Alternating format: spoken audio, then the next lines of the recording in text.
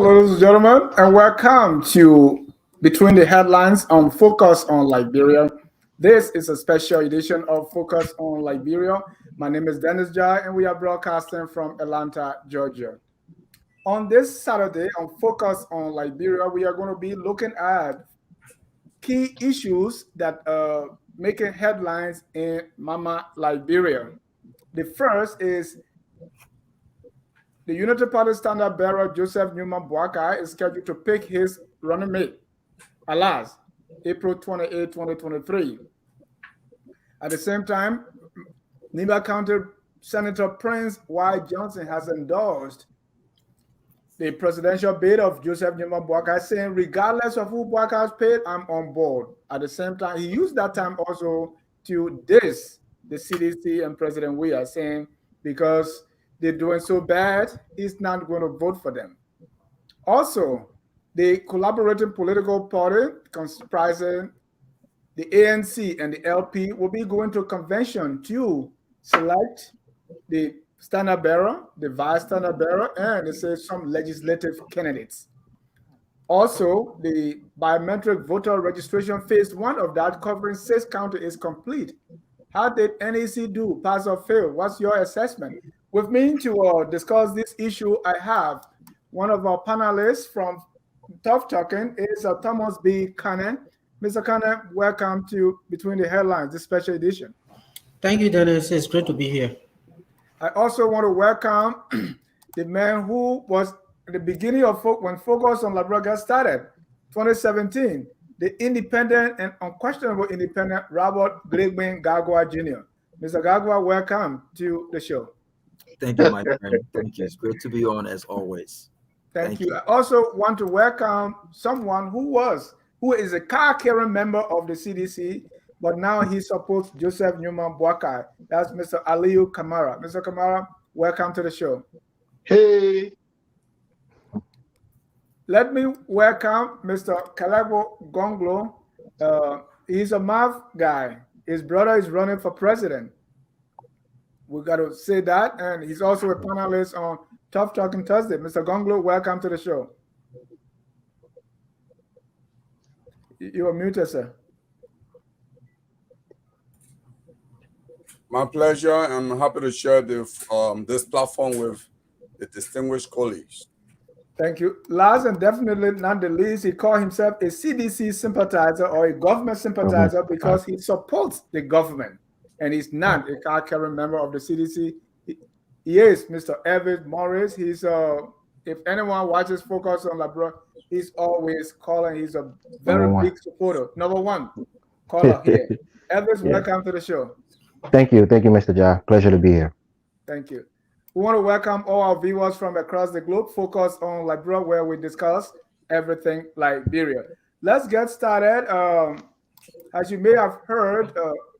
Finally, former Vice President Joseph Newman Boakai is scheduled to pick a running mate come April 28. Let me start with someone who supports the vice president so we can know their mind. This announcement we've been waiting for so long. During the last election cycle, he picked a running mate that didn't go so well. So Mr. Boakai said he was going to do his best not to repeat the mistakes of the past. Mr. Aliyu, the wait will be over on April 28. What should we expect? And will the pick worth the wait? Well, thank you again for having me, Dennis. Listen, the pick, I want us to change that word because the pick has been done. That was done several weeks ago. What you're about to see is only an announcement. Okay, so let's just straighten that. So the announcement will be on the 28th. Yes, whoever Joseph Boakai picks, you know the name Joseph Newman Boakai is a brand.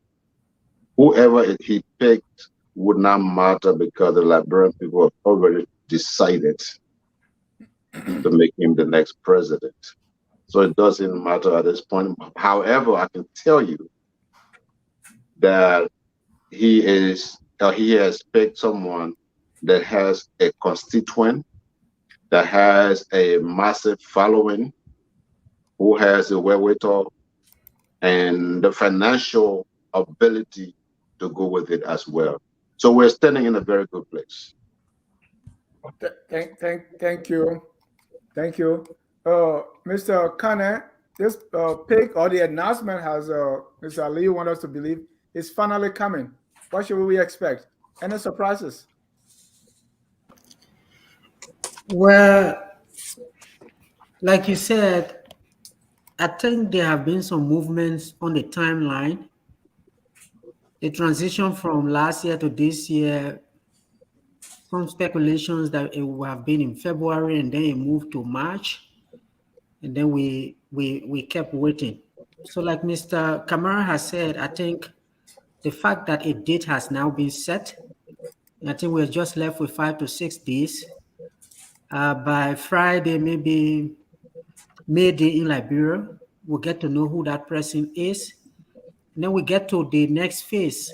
And picking on your point of 2017, I think the peak in April of this election cycle will be an improvement on 2017, because I think 2017 he peaked around August, if I'm remembering the time rightly. So I think for his scam, I mean, they will have gotten across the line and then focus on other things. So they stay holding it tight to their chest, except maybe speculations about who's going to be picked. But by Friday, all of that is going to be behind us. So we're all waiting to see who that person is, and then the assessments can begin.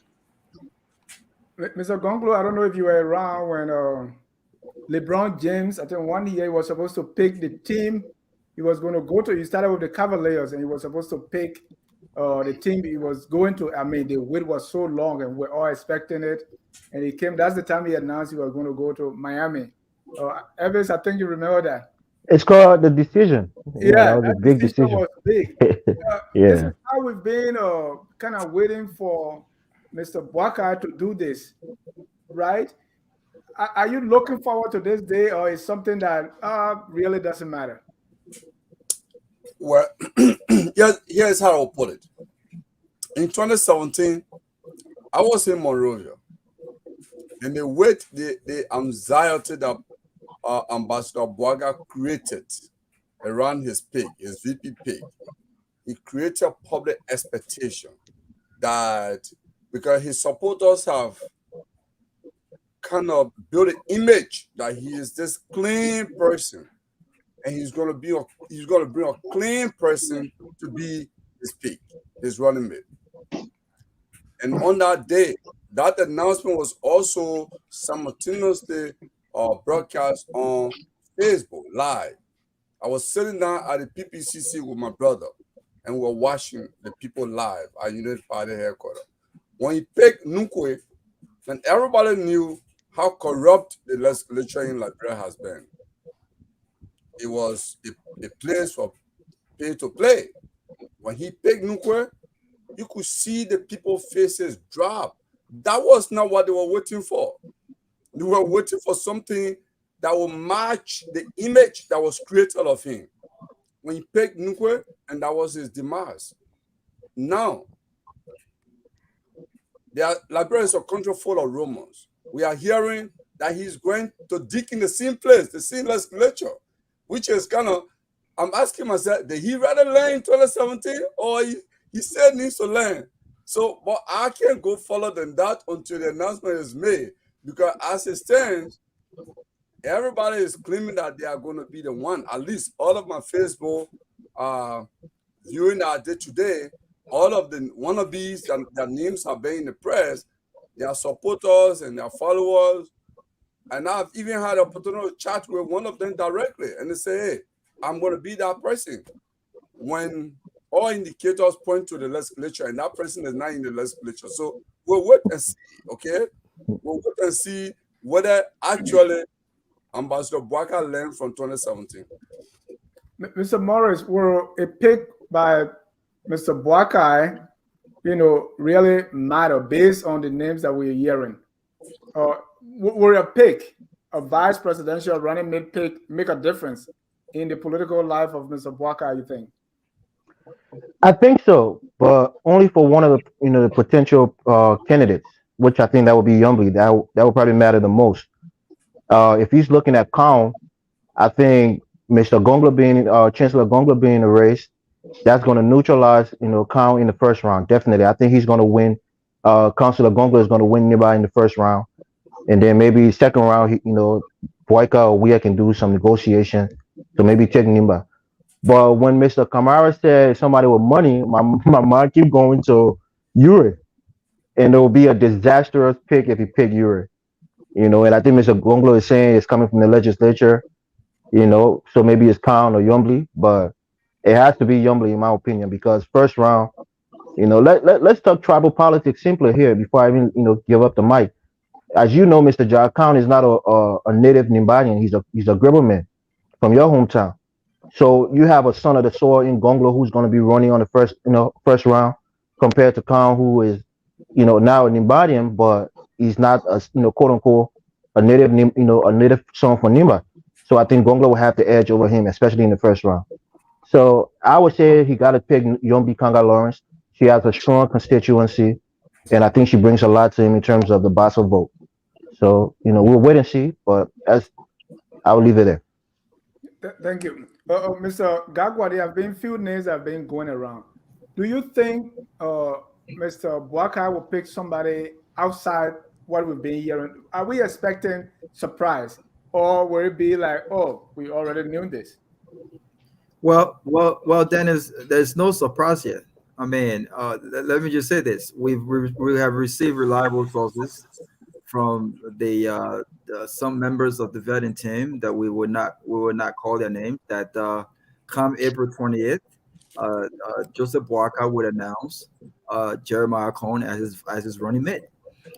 In fact, they eliminated Yomikanga Lawrence a few weeks ago, and the top two candidates were Henry Costa and Jeremiah Cohn. When you listen to Kamara talked about the Uri or Evers talk about money and the Uris, I think the reason why Henry Costa has been a part of the discussion outside of the fact that he's worked diligently to resuscitate the election of Joseph Walker and the Unity Party is the fact that he's connected with the ALP.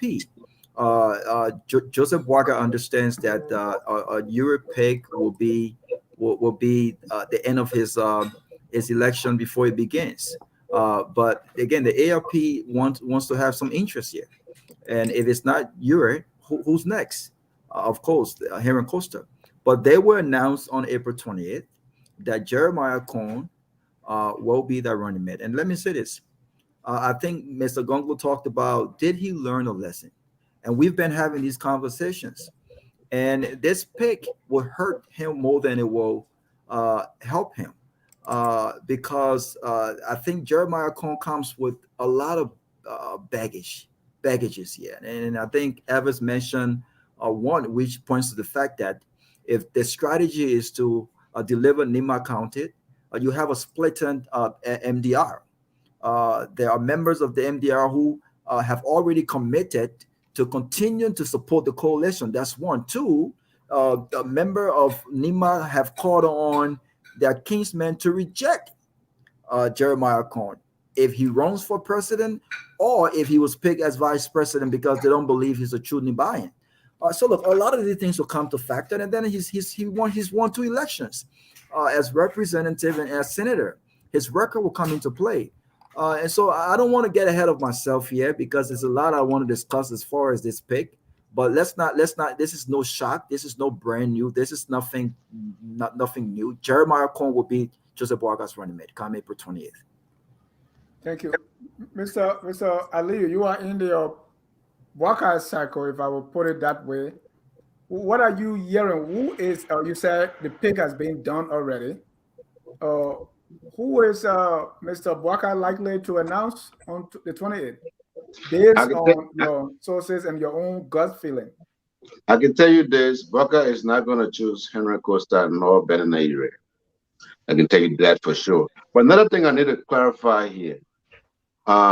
Somebody is saying that, first of all, let me just tell you, Jeremiah Kuhn is not a poor man. I'm not saying he's picking Jeremiah Kuhn. I'm just telling you he's not a poor man. But when you say that Jeremiah Kuhn is not a Nimbayan, I think that's a wrong statement. Because Jeremiah Kuhn's mother is from Nimba County. It takes two to give birth to a child. So he is a Nimbayan. That's where he was born and raised. Okay, so let's say that. But to answer your question, Dennis, as far as I know, what should I do to this guy? No, let me just tell you, just wait for the 28th and you will hear the name. It's not going to be Heron Costa and it's not going to be Benin Naire. Who are the leading candidates? It's always been two, Kuhn and Yombly. And Yombly. And let me push you a little bit. What will picking Kuhn or Yombly mean to the candidacy of or the victory of Mr. Boakai? Well, they both are a very large constituent. Nimba, this is the closest that a son of Nimba County would come to the presidency. Well, let me not say that because we had two of them. One of them who was vice president, and Ino Dogolie, we know how he died, and then we have Mose Black. But we tried not to count those because those were under special conditions. But under a real circumstance like this one, this is the closest Nimba has come with level head, somebody very level-headed who would be independent in their decision making. So this is something that Joseph Boakai could benefit from, given that Nimba has the second largest electoral population. And then we have Yombly. What Joseph Boakai would benefit from Yombly strategically is loyalty. There are no guarantees. There are no 100% guarantees that Yombly will give the kind of number that Joseph Boakai needs in Grand Bassa County. Yes, she may win Grand Bassa County based on how the voters will apportion their vote. But the quantity of vote, we cannot guarantee that. And you know, Bassa in Maserado and Bassa in Magibi is a divided constituent. So what anyone supporting Yombly would want Joseph Boakai to pick Yombly on the basis of loyalty, cordiality, and they're compatible in many respects. However, I cannot guarantee that she will be on the ticket. Right. And so in essence, Jeremiah Kuhn has the edge. Again, what I would tell you is wait for the 28th and the name will be announced. That's what you just said. That's what the man just said. So, Mr. Gonglo, if we look at all things being equal, if we know that Yombly, Kuhn, and everybody calling it Kuhn, so I just have to repeat that, but it's Kuhn. If Jeremiah Kuhn, Yombly Kanga, and let's say Costa are on the list, what does that say about the thinking of or the direction Mr. Boakai wants to take the country? Well, look, Dennis, here what I will say. If we go back, I believe it was in January this year. Ambassador Boakai had an interview with Ronnie Sear of Front Page Africa. Let's look for that newspaper. It's online. In that interview, Ambassador Boakai said, listen, I am going to choose someone whose characteristics and record reflects my vision and my record. Let's just ask hypothetical question here. Because we don't know his peak. Let's assume he picks Khan. Let me speak like grown man, Khan. If he picks Khan, does his record in the Liberian legislature as co-chair of Ways and Means Finance and Thomas Fala, because we have video of legislative staff of thinking, roll, Jeremiah Kuhn, roll, Thomas Fala, roll.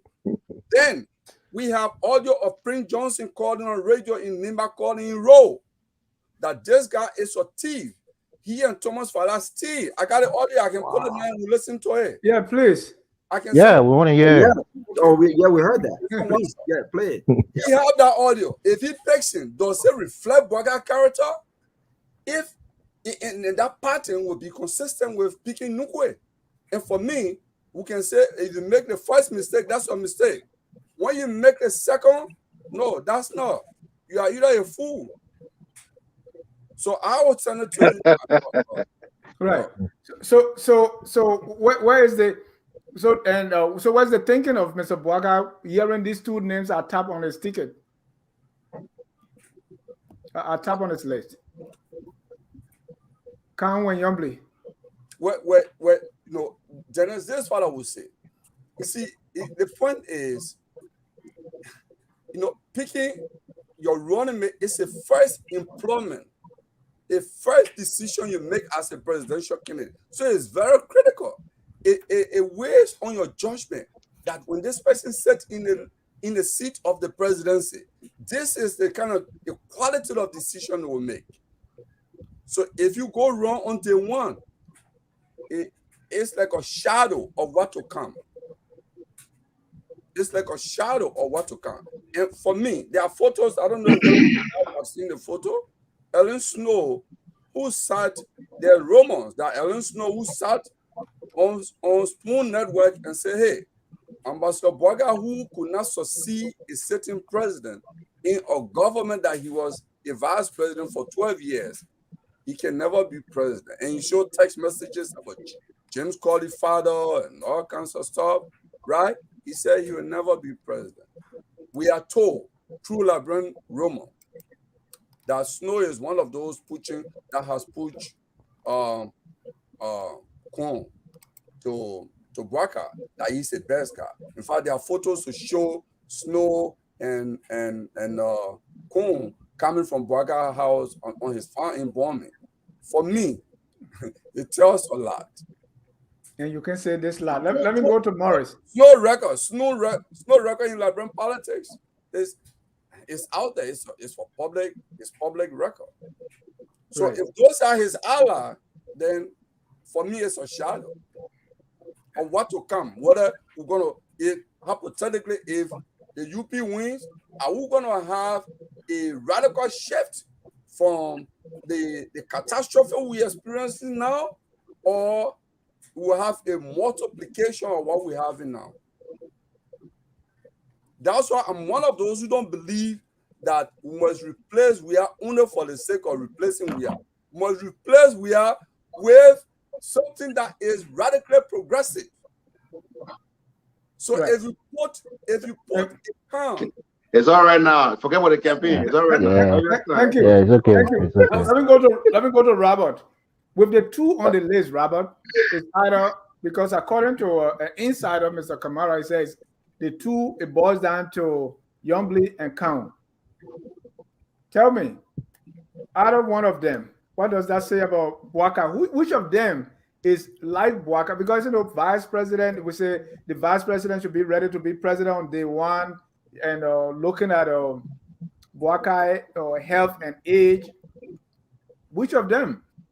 But the question, Dennis, I think that is a fine question. The question is, what did the last pick? How was the last pick a reflection of anything that Boakai stood for?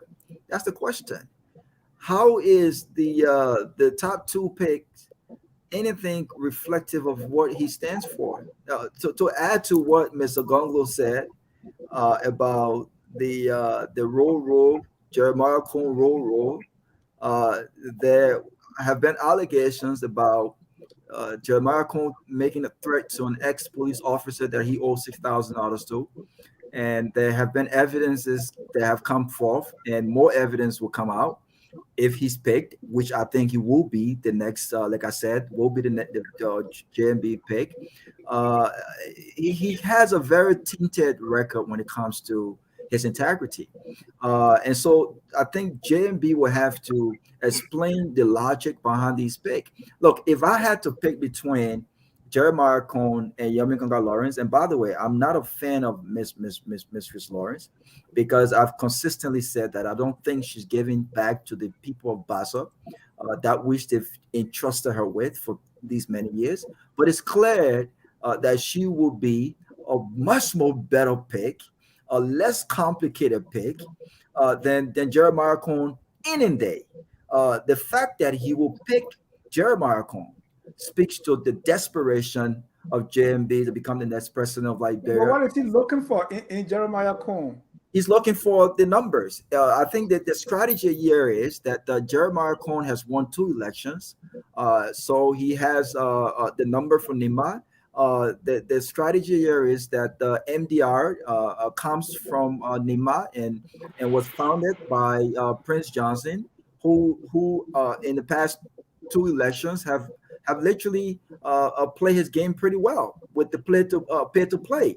He has determined elections in Liberia, 2005 with Ellen Johnson Sirleaf and 2011, and he did that very successfully in 2017 with George Weah. So far, he has come out victorious. So they believe that having the backing of Nima, the backing of Prince Johnson, a man who was sanctioned in 2021 for the very pay to play, and the backing of MDR will give them this election. I think it's a bad strategy. I think it's one that will really backfire. I don't think. Let me say this, Dennis. I think this pick will be a direct reflection of what happened in 2017. This is a bad pick. This is not a progressive pick, and I will look to the progressive folks, the folks who really support Joseph Boakai and who really wants to see the true change in Liberia. And this has always been my position. I'm not with this whole thing about George Weah must go or anything is better than George Weah. No, we can't just replace George Weah because we want to replace George Weah with this mindset that anything is better than George Weah. These are folks that are hungry for power. These are folks that have characters that would not get us beyond what George Weah has done. And we must be very careful. I think this will backfire, and I think this is a terrible pick. It's a terrible pick. You are close to Josh Lobo, so when you are talking, I know that you know that Lobo is watching you.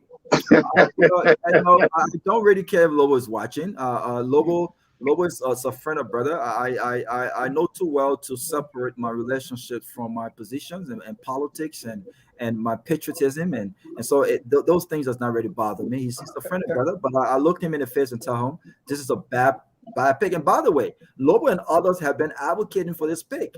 And look, if I had Jeremiah Cohn and Henry Costa, I'll close my eye and pick Henry Costa over Jeremiah Cohn. And you talk about Jeremiah Cohn, being shitty deals and some corruption. What specifically are you talking about? Do you have any evidence? Thank you. Well, his name has come up many times. It's been other people's names have come up. What I sent you. It's been a what I let. sent you. He didn't pay his staffers. They were protesting in his office. Thank you. Well, I didn't. Well, Hold on. Let Robert talk, please. Gotcha, if I can add to this. Dennis, we have history of the library. We have knowledge of how the government has functioned in the last 12 years.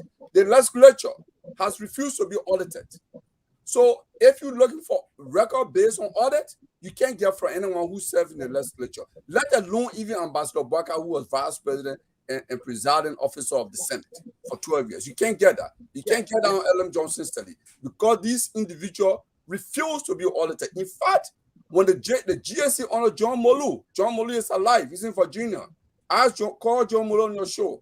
When he wrote the legislature that he wants to start an audit, they threatened him with contempt power, that he was trying to disgrace the legislature. That's how bad the guys who serve there are. Yeah, but apart from that, though, I think Evans just made. Robert, hold on. Mr. Gonglo, if you can move your body up, I want to see you. We are only seeing half of your face. I see this label covering me completely. Right, because you are low. Alio is the one doing that. So if you have a laptop, just bend the top of the laptop. So Robert, please complete your thought. Don't give your time to Gonglo again. Look, Dennis, let me say this. Maybe in less than 2 hours after this announcement is done on April 28th, you will see a barrage of not just allegations. You will see things coming up. You will see. And by the way, I've been even told that they've been rethinking this decision, and they've been looking at all of the different baggages. Look, Jeremiah Cohn will cause serious problems for Joseph Boakai, just like the last pick did for him. He's not a trusted character. All right. Let me go to Elvis.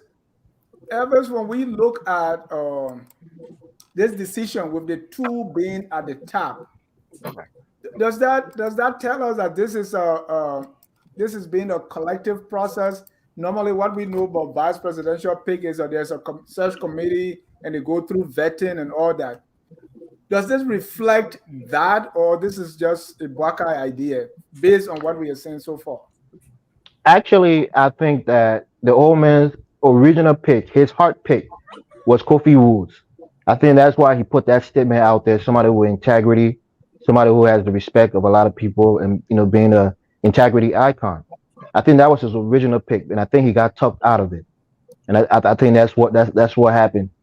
And let's ask ourselves this question: who's more popular in Nimba County, Tawan Gonglo or Jeremiah Count? The reality is Gonglo. Absolutely. Who has a more loyal constituent, Yombli Kanga Lawrence or Jeremiah Count? Yombli Kanga Lawrence. Yep. Although although she came very, her election was very close to Boyson Guy Finley, but she still has a big following in Grand Bassa. And let's look at Prince Johnson political capital. We've seen diminishing returns on his political capital. He lost against Sam Brown. When Prince Johnson is on the ballot, it's a different thing. The people look at him as a hero and they'll vote for him regardless. But when it's a candidate that he's supporting, that's a whole nother story. Now you can look at the first round. I keep harping on the first round because this election, if everybody put the marbles in the first round, you still got the second round to go. So Prince Johnson is probably going to want double what he got in the first round for second round support. We have to consider that, especially if Boyka is looking at count. So if you're talking about getting Nimba first round and second round, that's a hard task. It probably won't happen, especially in the first round. So for me, I think Yombli is the best pick. Maybe I got some implicit bias, and my mother is a Bassa woman. I want to see a Bassa vice president, but I think she's a better pick. She will have more loyal people to her, people who want to see, especially the Bassa people, second largest population in the country. They will want to see one of their own in the vice presidency. Not so much for the people in Nima. They've had two vice presidents and one interim president. And Khan is not again, I know Mr. Ali was trying to push back on it, but he's not a quote unquote, is his father's blood. We're saying like, bro, your father's blood are your blood. You identify by your father's tribe. His father is a Gribble man from Doblican in Sano Kante. Mr. Jai can attest to that. That's who I learned it from. He's never been there. He's never been there. All his life is investment in Nimba County. Yeah, but I mean, you ask. we come from Liberia. We know how tribal our politics are in the country. So if you ask a regular Nibadian, Tawan Gonglo or Jeremiah Khan, and knowing what we know, his background, they'll pick Gonglo anytime. So let's just put that into place. But I think the vice president really wanted Kofi Woods because of his integrity. I think there's some parallels to the character. That's who he wanted. That's why we saw his name on the short list. Kind of an outside pick. But I think other people talked him out of it. When you say other people, I mean, the power brokers in the United Party in the quote unquote coalition. The Uris, the Costa, those who are closest to him. Maybe what is that guy named Kessely?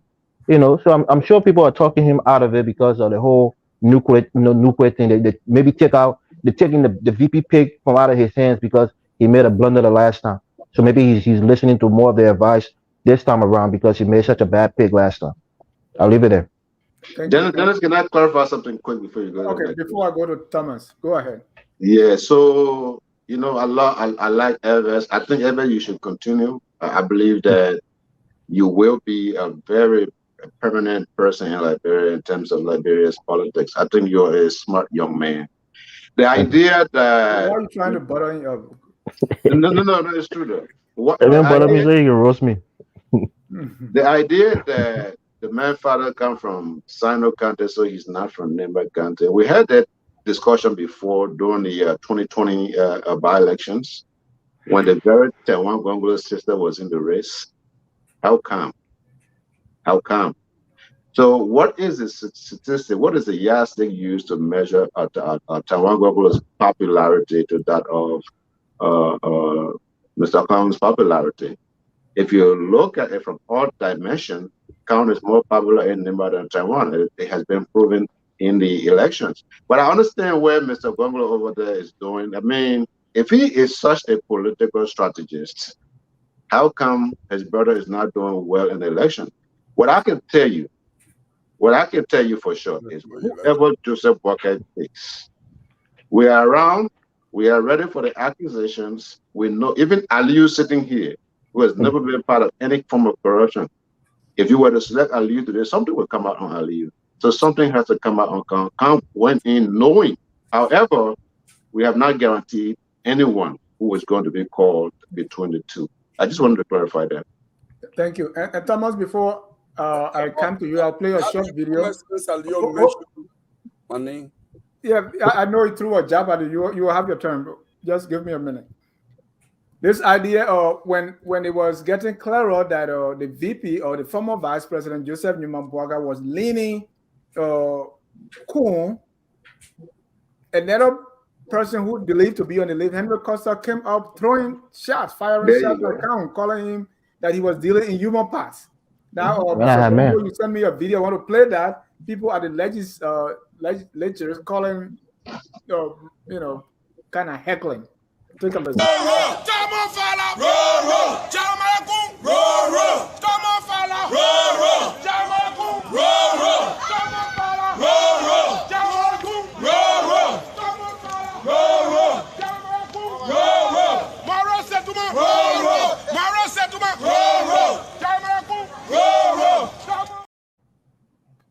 This is everyday thing, right? Roll. So what you make of, I know we discussed many before coming to you, but what you make of the VP pick, and then when you make a vice presidential pick, things going to come out. That's why others advise that you do it sooner so that you can clean things up. But can I just respond to Aliyu? Go ahead before Thomas. Go ahead. 30 seconds. So Aliyu and Thomas, I'm sorry. Aliyu, you are not in Nimba. You didn't witness that election. I was involved in that election of 2020. I know Tan, whether Kun is an authentic citizen of Nimba, I know Tan it was never a political issue. It was. You should be telling others that. No. I'm coming. So no, because you made an issue about how can. I said if hypothetical. So it was never an issue, and Madam Weah never raised even such. And I didn't say that. Okay. In fact,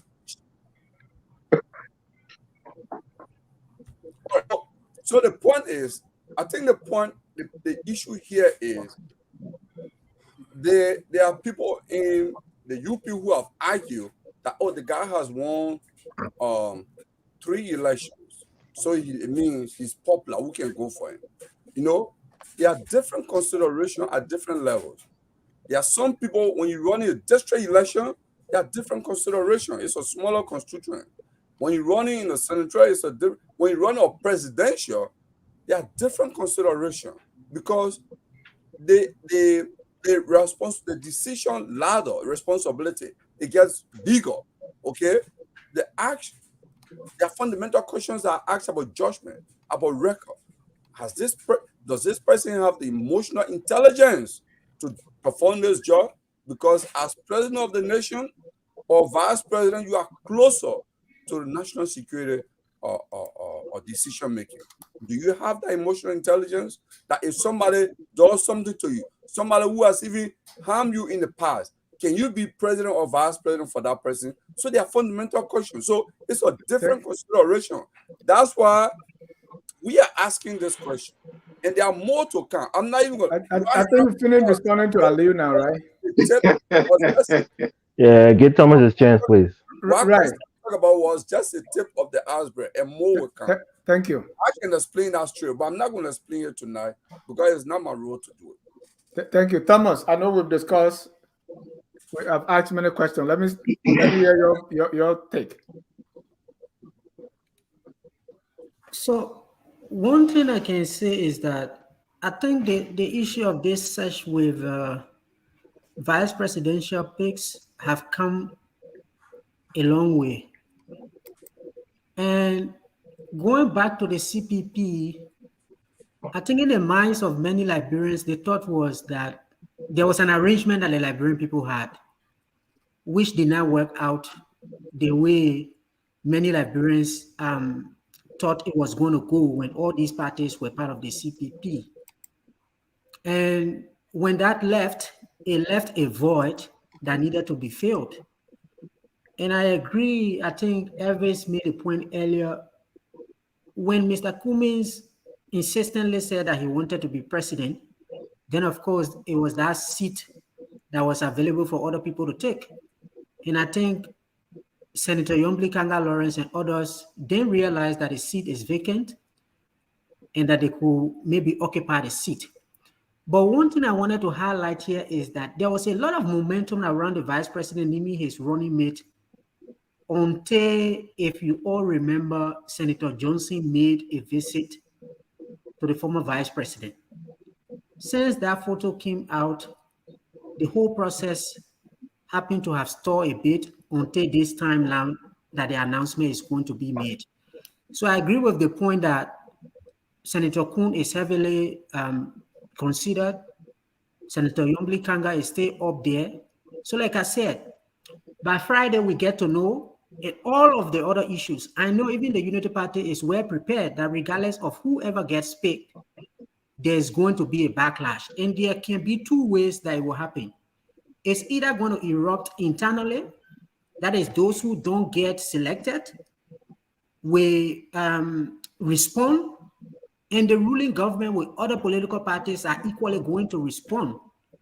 So I don't think that beyond Friday, the following 2-3 weeks is going to be anyone who he selects. That person is going to be put on a microscope. You will be screened, you will be scanned. But the good thing is that the way it's done earlier, I think those debates will be dealt with before the real campaign actually starts. So like I said initially, I think the vice president, regardless of what the peak is going to be, I think this time he's doing it a bit earlier. And one of the things that we suffer in Liberia is that we have very good people in Liberia who are technically strong. But in many instances, because of the way the politics is looking, they just retreat to their technical terrains. And then you have people enter the political state or stage and gain political capital. So all this point we're making that the legislature has all of her problems. In that video where you see people saying this person is a rule, that person is a rule, I think it came out around this issue of harmonization. The point is that the legislature manages their own budget. And when the harmonization was taking place, they were not really touched. And then eventually when the bigger government got harmonized, then those staffers started to raise some issues that they were underpaid and all of that, and those things came up. So I agree with the point everyone is making here that the legislature is a place that we need to fix in terms of public financial management. But the point I'm making here is that people in the legislature are the ones that have political capital.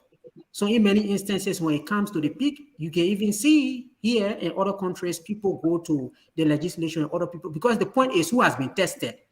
So I think normally those selections will hardly be outside the legislature, even in the foreseeable future, because when people get there, they build their own constituent, and it does put them at the stage where they now start to aspire for bigger political offices. So I think let's wait for Friday, and then after Friday, we'll see all of the drama that is going to come out. We just get prepared for that. Gonglo, you also sent an audio. I want you to give the content because it's not enough to play like the video I play and also the audio. So I'll play the audio and then you give us the context.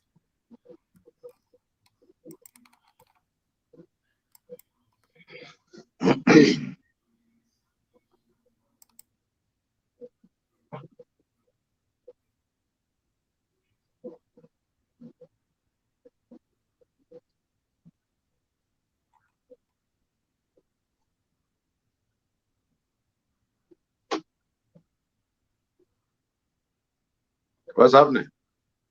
We're not hearing it. Oh, all right.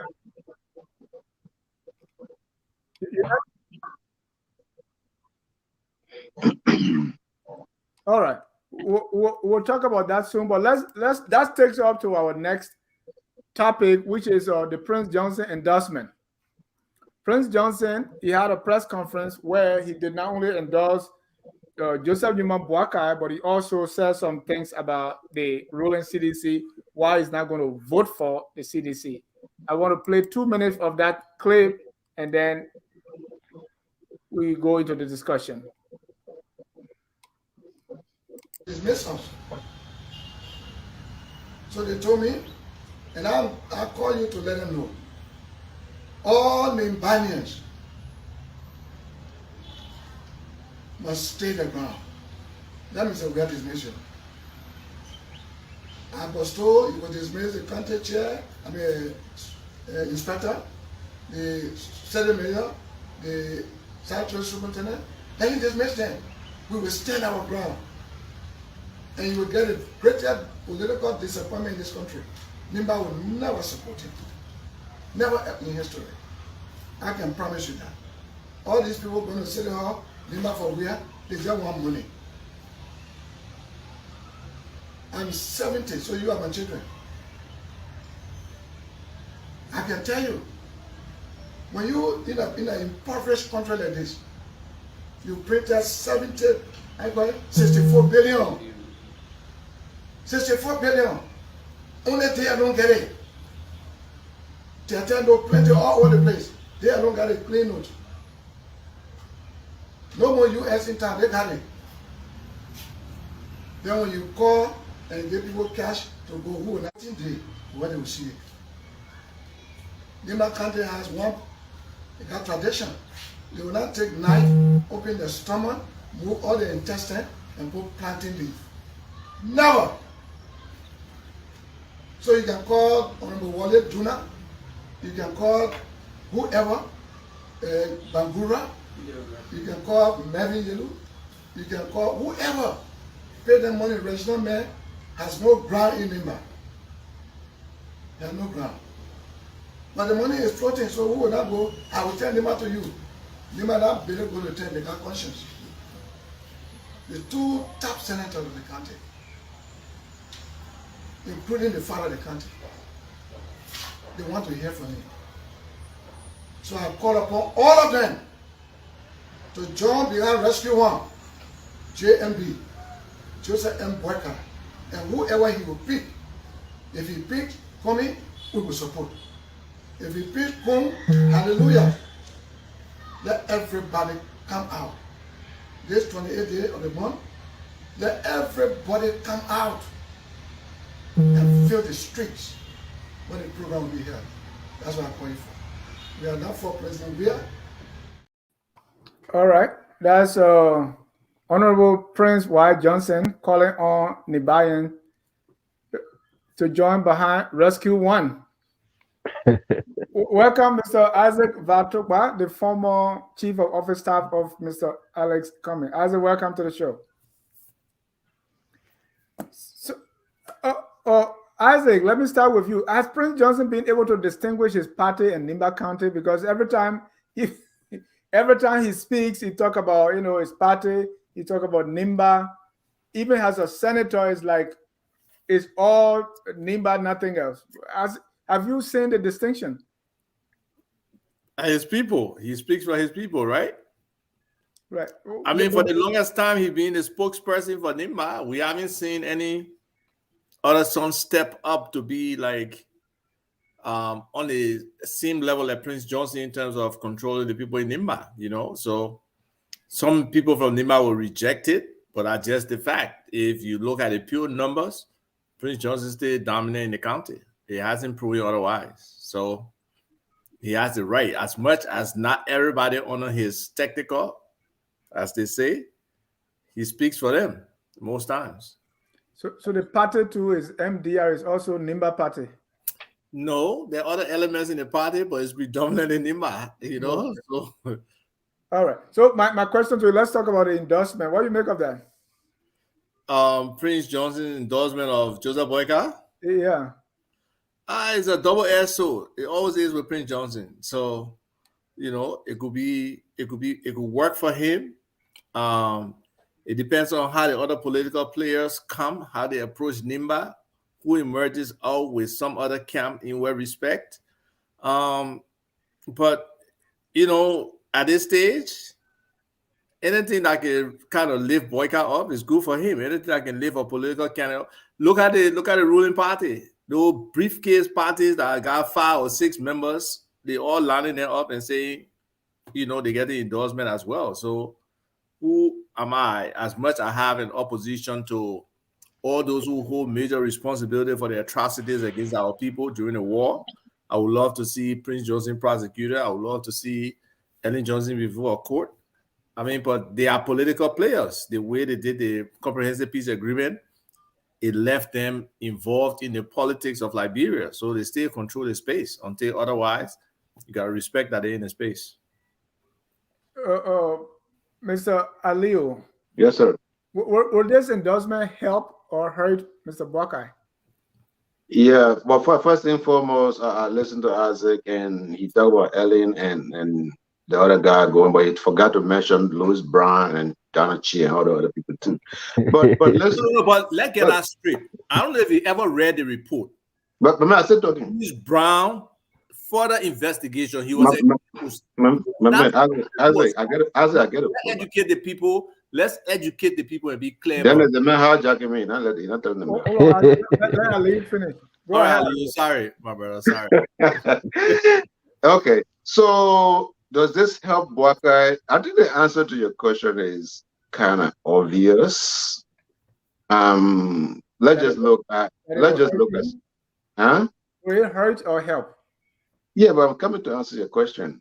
I know we should do yes or no during the yes and no during the day. We're doing SSO Geo Go. But allow me to answer your question this way. Okay. Yeah.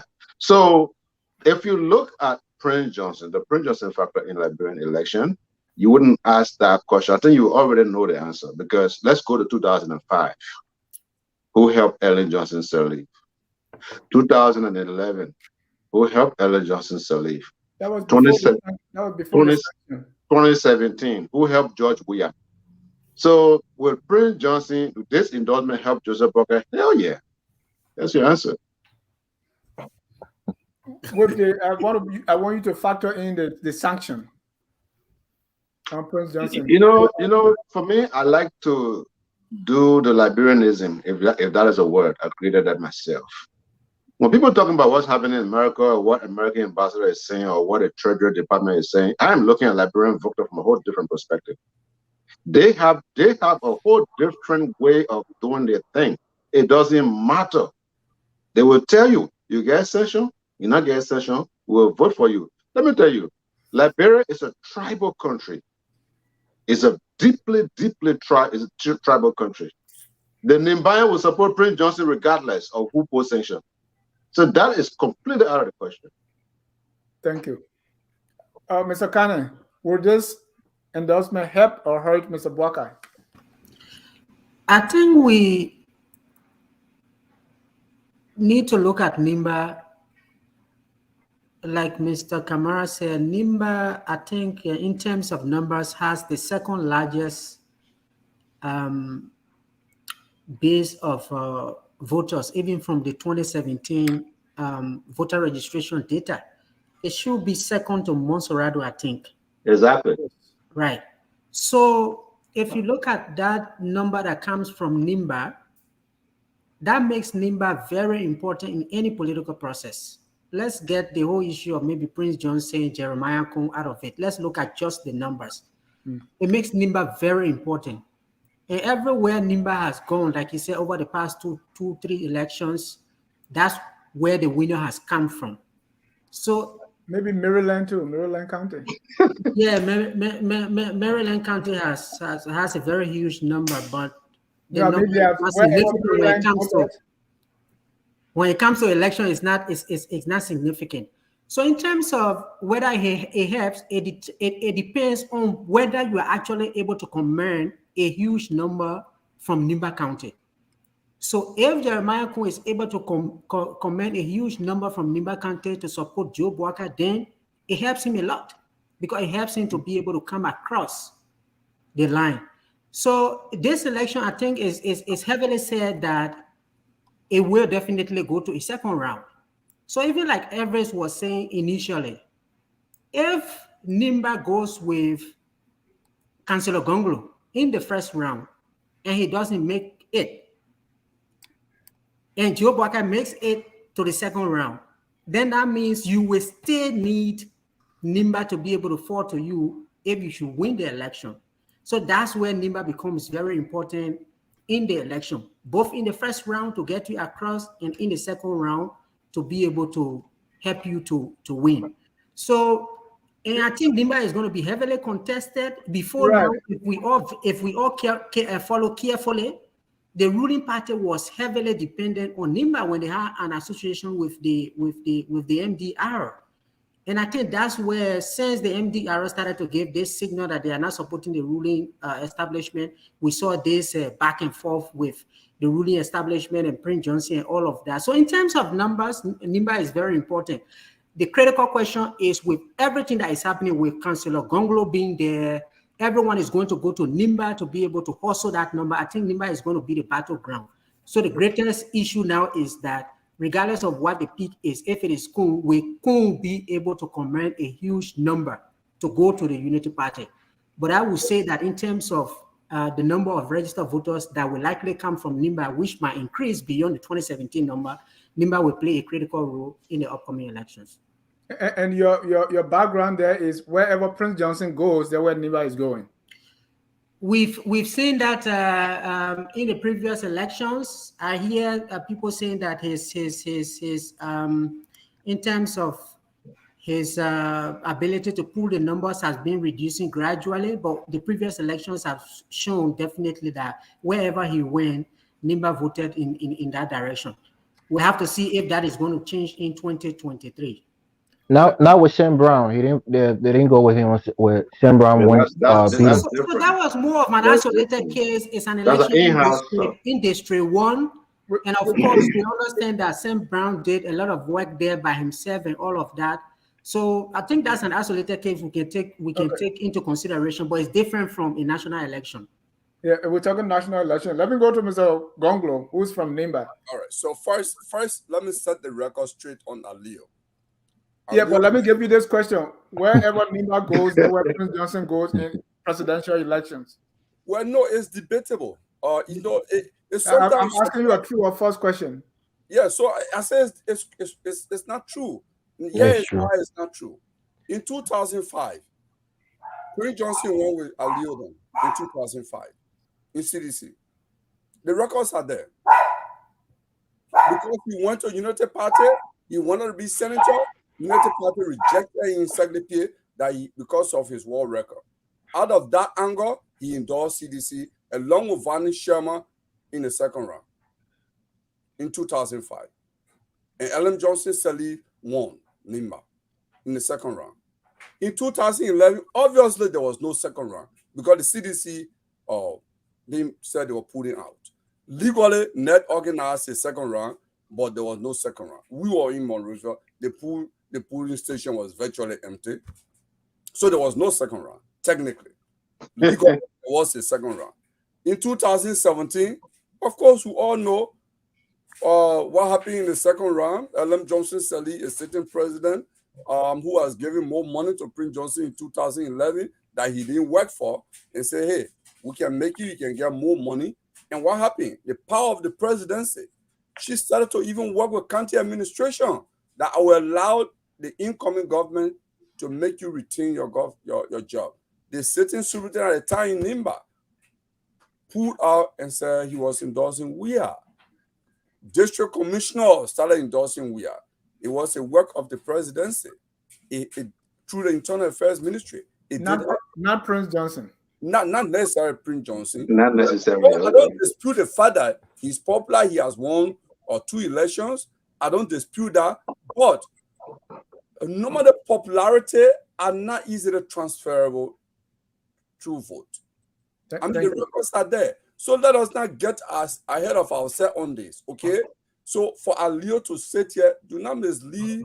And I know I heard that that's why the people in the UP camp, that's what they were thinking about. That, the guy, well, no, it's not true. Madam Ide Gonglo, where, You know what? Sometimes it's not even people don't know it because she's my sister and I know the record.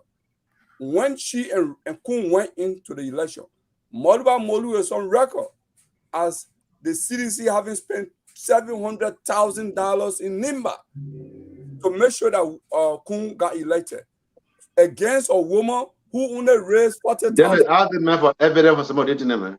Well, if the chairman of the party says that openly, that the same chairman you guys used to go through, the man say openly, as you believe it, against a woman who only raised $40,000, and the election result, according to Supreme Court, the verdict is there. Supreme Court, they acknowledge cheating in the election, but they say it was not massive enough to counter the outcome to alter the outcome of the election. And we all know some of the things in the background which I can't say publicly. Okay, and that's the case. So it was a narrow win.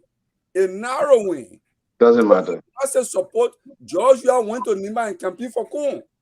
Prince Johnson campaigned for Kun. He could not take this hands down by wide margin. Thank you. It tells a lot. And mind you, if you believe that popularity is transferable, Madam Weah is leaving for Nimba on Monday, and she'll be sitting now in Nimba. What does that suggest to you? She was there before, so we're not surprised. She's going there now. Okay, that's all I can say to you. Thank you. Let me go to Robert on the Prince Johnson factor, the Prince Johnson endorsement. Look, you're muted, Robert. Just to buttress what Mr. Gunther just said about popularity not always transferring people to vote. Look, Henry Costa in 2017 ran in District 6. He was the most popular candidate amongst the candidates that ran in District 6. Where did he end in 2017? I think he came, a third or fourth? And so I mean, you're absolutely right. But look, we can't underestimate the importance of Nimba in these elections. So I get it from this perspective. But it is also my view that the grip Prince Johnson once had on Nimba 20 years ago has decreased. Up until this is made official come the 28th, Kun could not commit to not supporting the ruling party. Like they did in 2017, one interview on Spoon. When they asked him, I was shocked when he said everything was still under discussion. Someone spoke about loyalty earlier.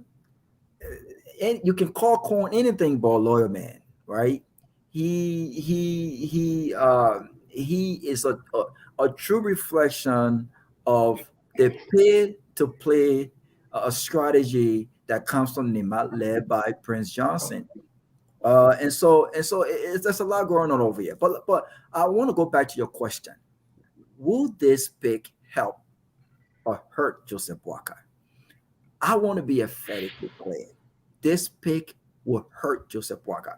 When you hear people like Aliyu try to spin the importance of the Global Magnitsky Act sanction, the very sanction that these very guys and my brother Lobo and others have been, just basically bashing this government on, they would now have to go on the campaign trail and really double down and say, look, is the sanction no longer important? Is the sanction no longer important here? Are they opening or probably going to accept the endorsement of Prince Johnson? The MDR, comes from Prince Johnson. This is his party. Anything that comes from MDR is Prince Johnson. How do you separate Con from Prince Johnson? And beyond that, let's look at corruption here. These folks have bashed, and all of us have rightfully bashed George Weah and other government officials, other corrupt government officials. You have not bashed Go. Other corrupt. I have questioned. Look, question maybe, but not bashed. Get a chance to talk. Let me talk. Wait. My interviews are public record. I did an interview on with Julius Job, and it's public, where I demanded that it was a requirement, and I thought it was in the best interest of our country that every public official declare that record. I was on Focus on Liberia. Let's get back to the question, the accent. I was on Focus on Liberia in 2017. Dennis John is my witness. He's still alive.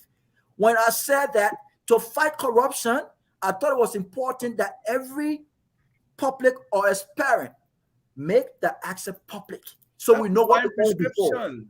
Okay, yeah, but so when I say I have demanded, you say no, you haven't demanded. No, you said bash. Bash was the word I had Stay on point. No. Yeah, that was I remember. No, let's go to the point. Let's educate the public here. You shouldn't misrepresent my position. I have demanded and I have bashed. Anything other than that, you have to prove otherwise. But all of us have badged. That's what Isaac was correcting. Exactly. But I have. Right. No, I have. He's pointing out that I haven't, but that's his opinion. That's his title, his opinion. But let me go back to Ali for a second in the Unity Party. I'm hearing Ali trying to spin corn and how the ruling party might question, wait a minute, what change do you have with this ticket? When you've criticized George Weah and others within the CDC for not making public their access, but yet and still corn did not make public his access. In fact, access that were open. Let me just put it that way. He refused to declare his private hospital in Ganta. The hospital, as of 2019, Dennis, can you bring it? I will not be interrupted, sir, please. The access that in 2019 was worth close to $2 million. Apart from that, his financial officer, who was named, publicly said, Mr. Impinasa Topa, he said that they've earned from fees paid by patients at this hospital over $103,597 annually from this. He refused to make that public, even though it was open. He also refused to make public his 260 acres of cocoa farm. Look, the level of corruption. Right. Let's talk about Prince Johnson here. No, I'm talking about corn. The level of corruption as attached to corn. The man putting a double cloud on that. He put in Prince Johnson issue. He put in issue. But Abba, how can you separate corn from Rabba is already in next week. That ticket already in next week. Exactly my point. I'm trying to explain how bad this ticket is. Okay, thank you, Raul. Thank you. If you ever thought that a Harry Coastal Pig would have ended his campaign before he started, watch and see how the ticket ends his campaign before he starts. This is a bad ticket. One last point I want to make is this.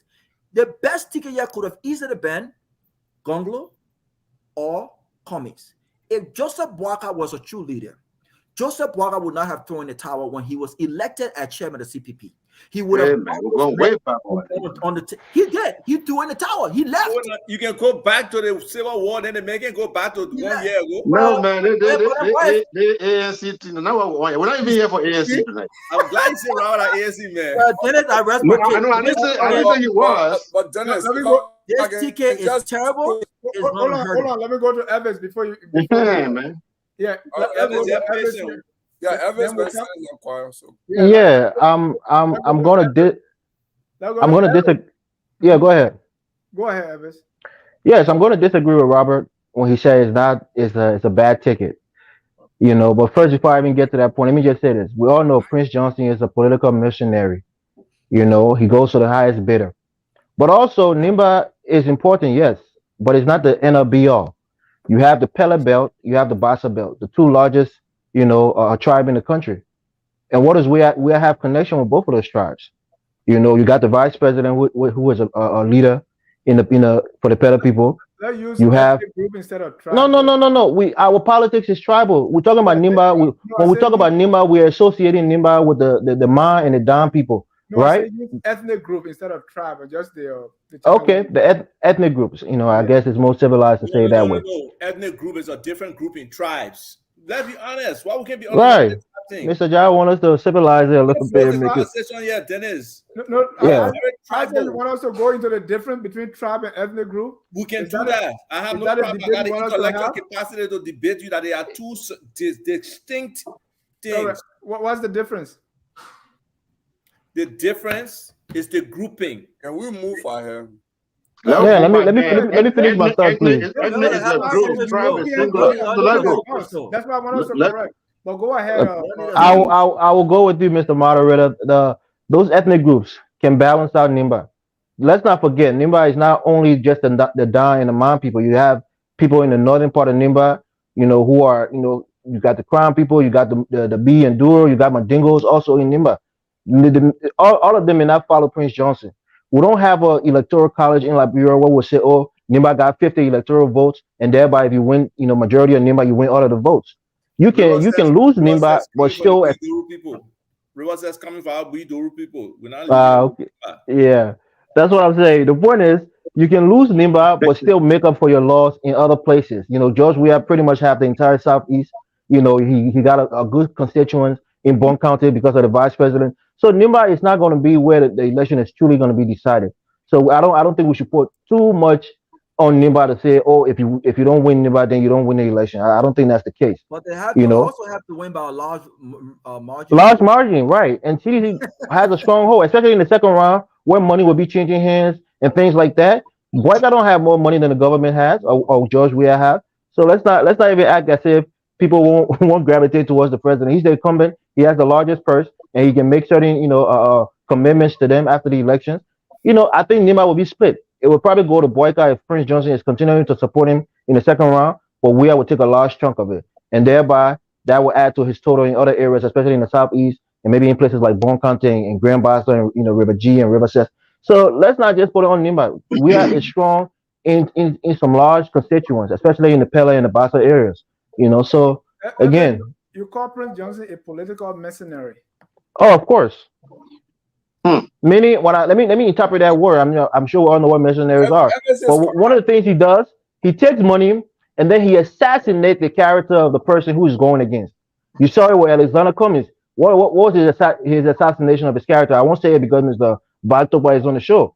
And then speaking out of both sides of his mouth, he said that if Cummings come, we will support him. But just a few months ago, he said we can't support a quote unquote a gay man. That's what he said on the radio. He said that being idiotic. That's what Prince right. That's what I'm saying. So he will assassinate people's character because he's not against them, and thereby whoever he's going after, he's going to fight that political battle for that person. So he's a political mercenary. I'm gonna stick with that word. And I mean it. That's why he was. I will leave it there. Isaac, I'm coming to you. Dennis, to support Ever's point, play the audio that I sent you. No, man, we're not here for audio, but I understand. No, let me put the audio. I put a popular opinion. According to man, roll. Yeah, Prince Johnson can switch from one position to another. Prince Johnson after he paid him money. Isaac, can Prince Johnson be trusted?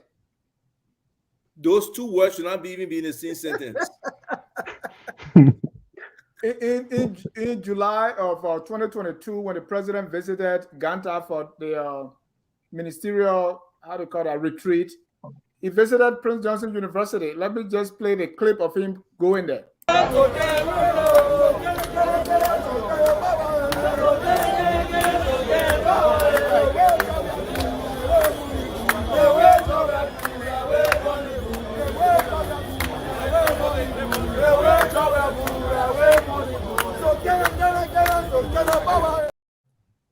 That is PYJ. So I mean, at a press conference where he was endorsing Boakai, he also said a lot of things about the CDC government. So I was asking, when did he know all this? We must be say something though. Prince Johnson know how to attack. he understands the dirty politics, and when he on your side in the moment, he will pull no stops. He will bring everything out that he can as negatively to degrade, denigrate, demean, debase the other candidates or the other candidate that he focuses on targeting. So we just got to accept him for who he is. We have allowed him to dominate our politics. He's in it. And a lot of times, so we can say 3 out of 4, because 2005 you were on Weah, but 3 out of 4, he makes the difference. That Nima population is significant. You can't downplay it. So if he got a significant portion of it, it's a factor. Made a difference in 2000. I mean, how can I mail you some Henneken? I want to send you 6-pack. I don't drink. Made a difference. There's always a but. Prince Johnson brings a lot of baggage. Right, but can Boakai go to bed with this Prince Johnson endorsement? He already inside. He already there. They already met. But Dennis, if I may add, I think there's no, I want to go to Aliyu because I want Aliyu. Thank you. Aliyu, can Boakai trust Prince Johnson? Looking at how he has moved, people talk about him as being a political mercenary because he's with this side the next day when things don't favor him, he's on the other side because all the things he's accusing George Weah of today, he knew them when he was palling around with him. What changed? Let me just say this. Somebody was talking about quote unquote. What I'm talking about. I'm coming. I'm connecting the two.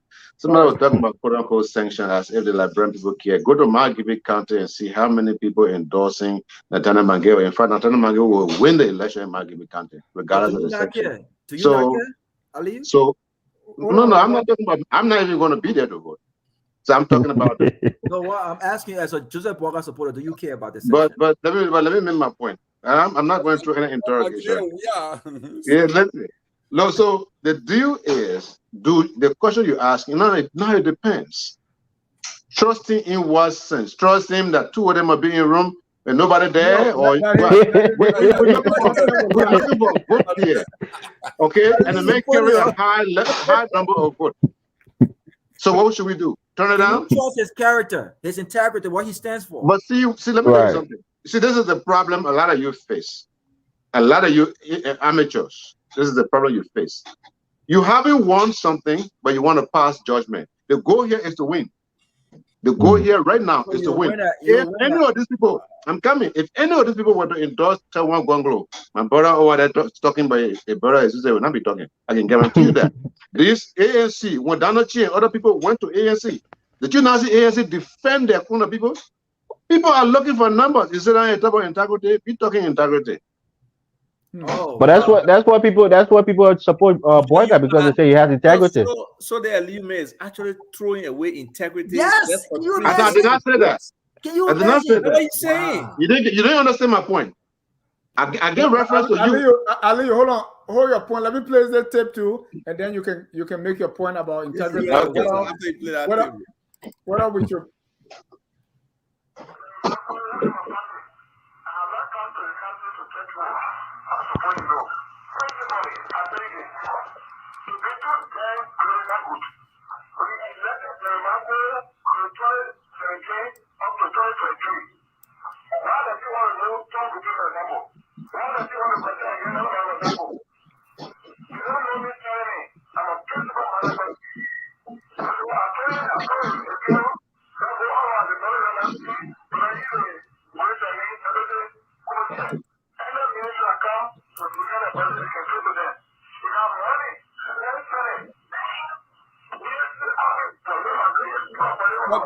That one there is not.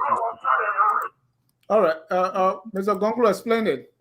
So, yeah, because I don't understand anything. Yeah, so here is what happened in 2020.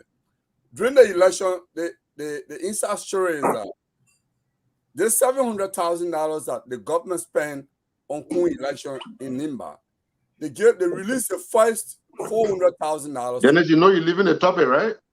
No. No. So they get the first $400,000. We don't.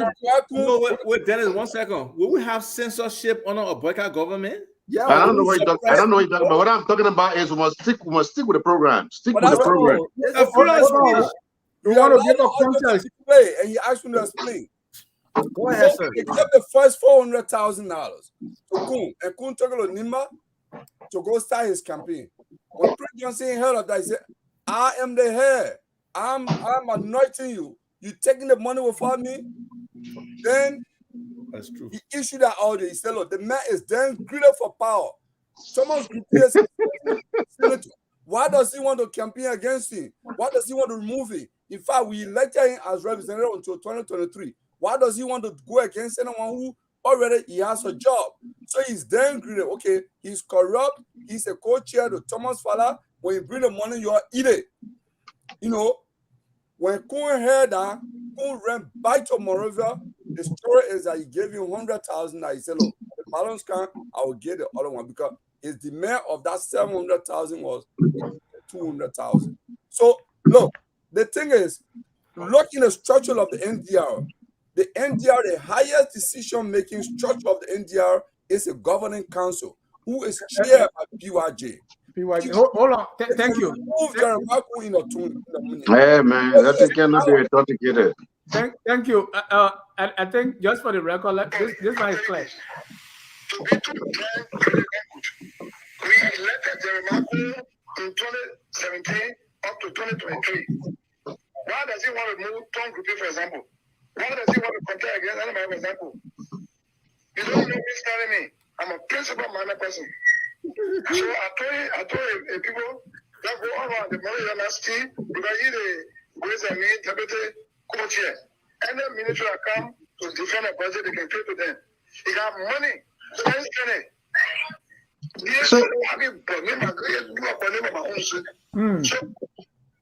So what that has to do with anything now? Oh, it shows a character. It's Yeah. political party leader. But I thought you said Prince Johnson was stealing money or something or whatever. Look, let's see what's Hold on. Prince Johnson is accusing Jeremiah Kuhn of being greedy and stealing. And power hungry. Yeah, you didn't hear that? So I'm saying now, that's why I'm asking you, can you trust Prince Johnson's words? Because he's flip-flopping, he's going between people. And the last time when he didn't like what Cummings was doing, he said, hey, this man, he was giving me money to beg me. So all that, man.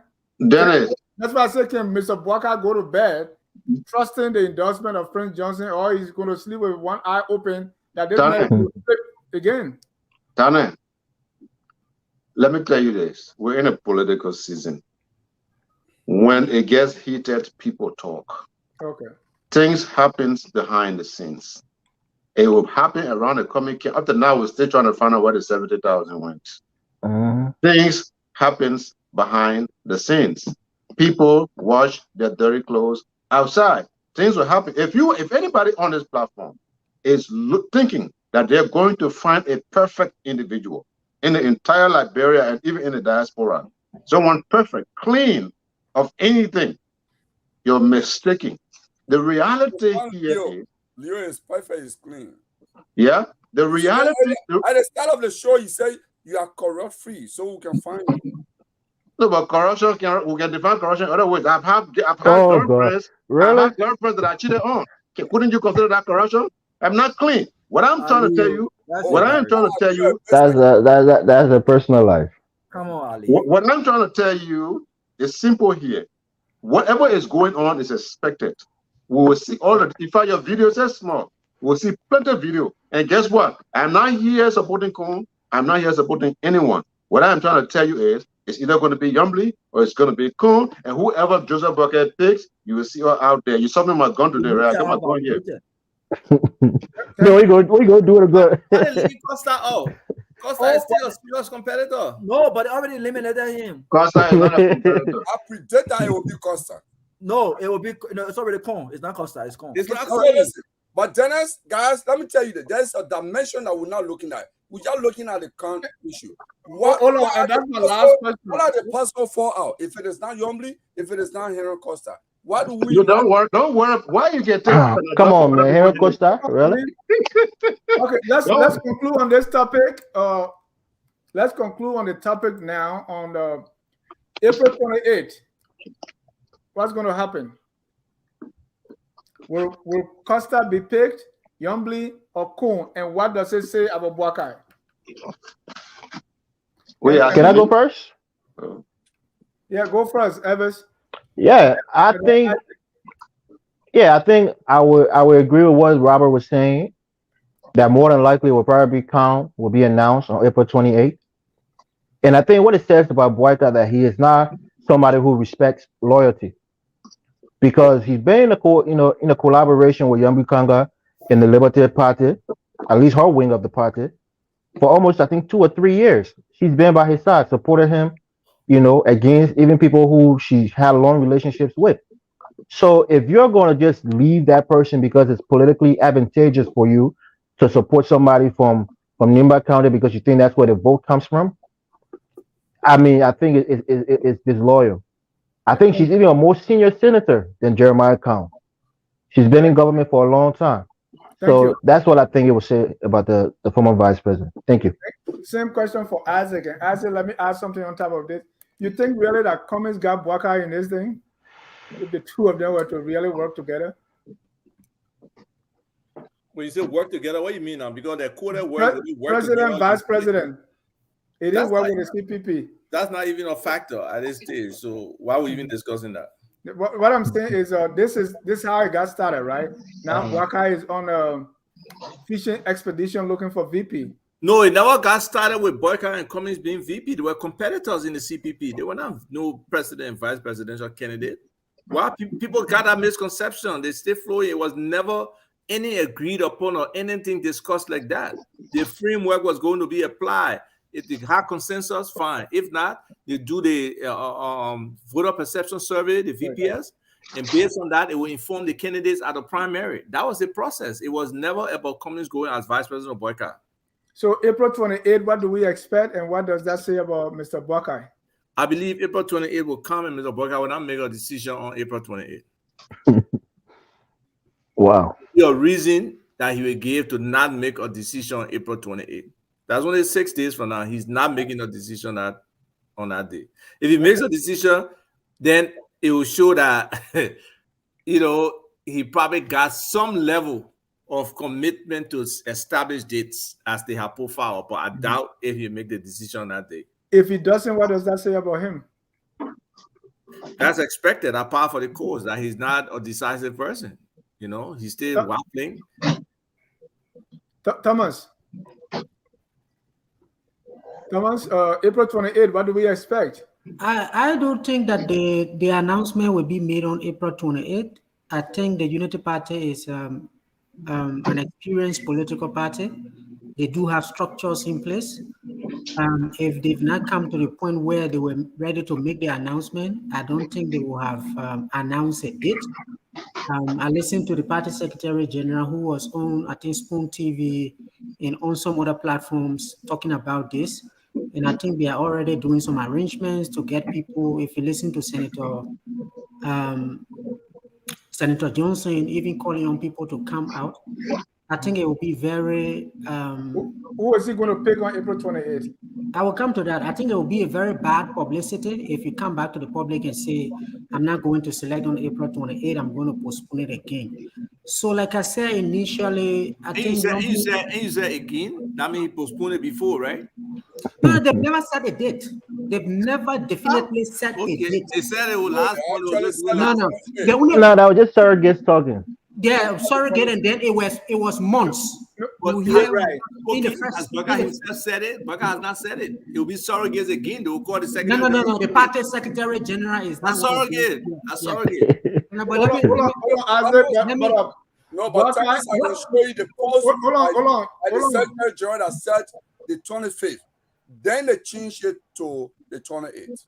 Right. And during Boakai's interview in Nigeria, he said he was going to be deciding this around Jan or Feb because he didn't want to make the same mistake again. Yes. That's what I'm saying, that we have heard and months. That thing came from Boakai Umov, right? In our interview. Yeah. Can I complete? Wait now. What I said is that we've heard months. We've also heard quarters. They say, okay, the first quarter of 2023 is going to announce, but we've not really come to the point where they've said the 28th. So what I'm saying is that for the fact that they've done all of that arrangement, is going to actually go ahead. And I mean, going back to the point I made earlier, that saying Senator Johnson made that visit and those pictures came on social media, the whole process went into, it took some time to be able to go through. So now I'm thinking, based on all of what I've observed, that is going to be Senator Kuhn. And what does that say about Boakai? So I think one thing it says about him is that finally he has made a choice. I think he then defeats Isaac point that he doesn't make a decision. He will have made a decision. Everything that comes with it, Robert and the others will discuss it next week, and then he will move on from there. And you think money is a factor? That's why he's picking Kuhn? I don't know how rich he is. I don't know how much money he has. So I can't really say whether money was a factor here. Thank you. You know, he was a loan shark in Ganta. He was loaning money to people. That's how he became popular in Ganta. Thomas, that was the first thing Alio said here, that it was based on financial. The first statement he said, because the man has There you go. All right, there I you wrote it go. Bongo, down. let me ask you the question too now. April 28th, what are we expecting? I predict the greatest political realignment in our history. What does that mean? And I predict the greatest political realignment after April 28th. And what is that? Gonglo and Boyka? What does that mean? What it means is that Who is Boakai going to pick on Boakai 28th? is going to make a decision, as we know now from Alio, from indication, is going to become Prince Johnson. Prince Johnson come Boakai, and it is going to be a decision that will be very unpopular with the base. The base of the Unity Party is Yomdi Kanga. Right. Base of the Unity Party is Yomdi Kanga. And that decision is going to cause the greatest political realignment we've seen yet in our history. You mean split? Yeah, maybe Kanga will go to CDC. You can still remain in a political party and declare their voting loyalty to another Kenyan. Thank you, Robert. April 28th, you already said Kun. I mean, you know, before I even say that, though, I want to go back to Aliyu, and I want Ava to be a witness to this, because Aliyu have always schooled me. You know, I have tremendous respect for Aliyu, but this man don't play with me on the That Aliyu can come for you. That man, yeah.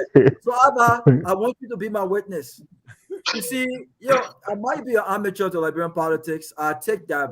I agree. But one thing about me, I'm a young man of integrity. So when you talk about perfection, Ali, integrity is more about our directions than our perfections. But without personal integrity, people feel cheated. No, what I want to know is, are you answering the question that I asked you? And cynical, yeah. But my time, and maybe protected, my brother. And you know, and so I just wanted to reiterate that integrity do matter, yeah, my brother. Corruption do matter, yeah, my brother. Sanctions do matter, yeah, especially when we're talking about changing the trajectory of our country and changing George Weah.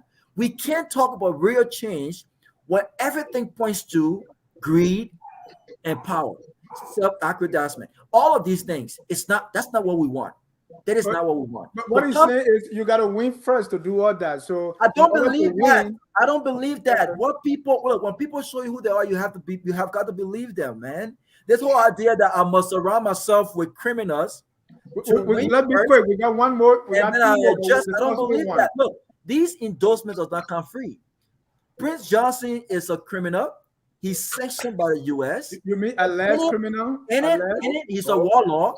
He's a warlord. Any government can turn Prince Johnson over. But there's no conviction, so let us not say he's the criminal. Well, he's a warlord in Liberia. He's done a lot of things, and if Liberia was a serious country, these guys will be held accountable for their actions. They will not be playing this role that they're playing in our politics right now. But come April 28th, I can tell you right now from reliable sources that Prince John, that JMB would endorse what was elect calm. But I also would point to what Ava just said. Given the backlash right now, they're listening. Given what's coming up right now, given this decision they've made, I won't be surprised that they will come back and postpone this date. Thank you. I won't be surprised. Aliyu. Yes, sir. April 28th. Yeah. Mr. Boakai will be announcing. You say you already picked. Who you think that's going to be, and what does that say about his chances for 2023 October 10? You know, what really amazes me is the fact that when other people have certain scenario, they say they're building a big tent for everybody. In fact, the Jesus Christ and the people coming to them to repent. For them, the Jesus Christ, and they got big tent for everybody. They themselves say, we can only work with what we have. How about them big men? We have to work with what we have. All right? It's every Liberian. That's true. When Kunta come, they say, oh, and they know integrity. These people know integrity. A citizen in disguise sit here and talk about integrity. Can you imagine that? You understand what I'm saying? But I can my brother. But I can assure you that come Friday, the announcement will be made. And the Liberian people they're very reserved. All right, they're resolved. Anybody that Joseph Boakai announces on Friday will be supported by the general population. In fact, Prince Johnson who said that, not all Liberians. But I'm telling you what I am telling you. Okay. I am telling you that all Liberians, all of them, and when I'm speaking on aggregate. So who do you think he's gonna pick, Mr. Kamara? This man, all these people have spoken. Let me speak. All these people have spoken. You can't be speaking for Liberians. No, but you're not getting me shit. Let you finish now. Let you finish. All right. So I'm speaking on. I am speaking on aggregate. I am speaking on aggregate. Okay. The Liberian people. Okay, then let's go ahead. No, not give me just a time. I'm muting him. Please complete. Okay. All right. So give me a name on 28th. On the 28th. Yeah. On the 28th, Joseph Boakai will select a Liberian. Oh my God! Oh, come on, man. A well-respected Liberian, and he will be well supported by the Liberian people. That's as much as he. You say he? He? I say he or she will be. I say he. He said he. He or she will be supported by the Liberian people. I do all know it will be calm. I just clarify, he or she. Our constitution always say he, so we used to he. But he or she. And that person Thank you.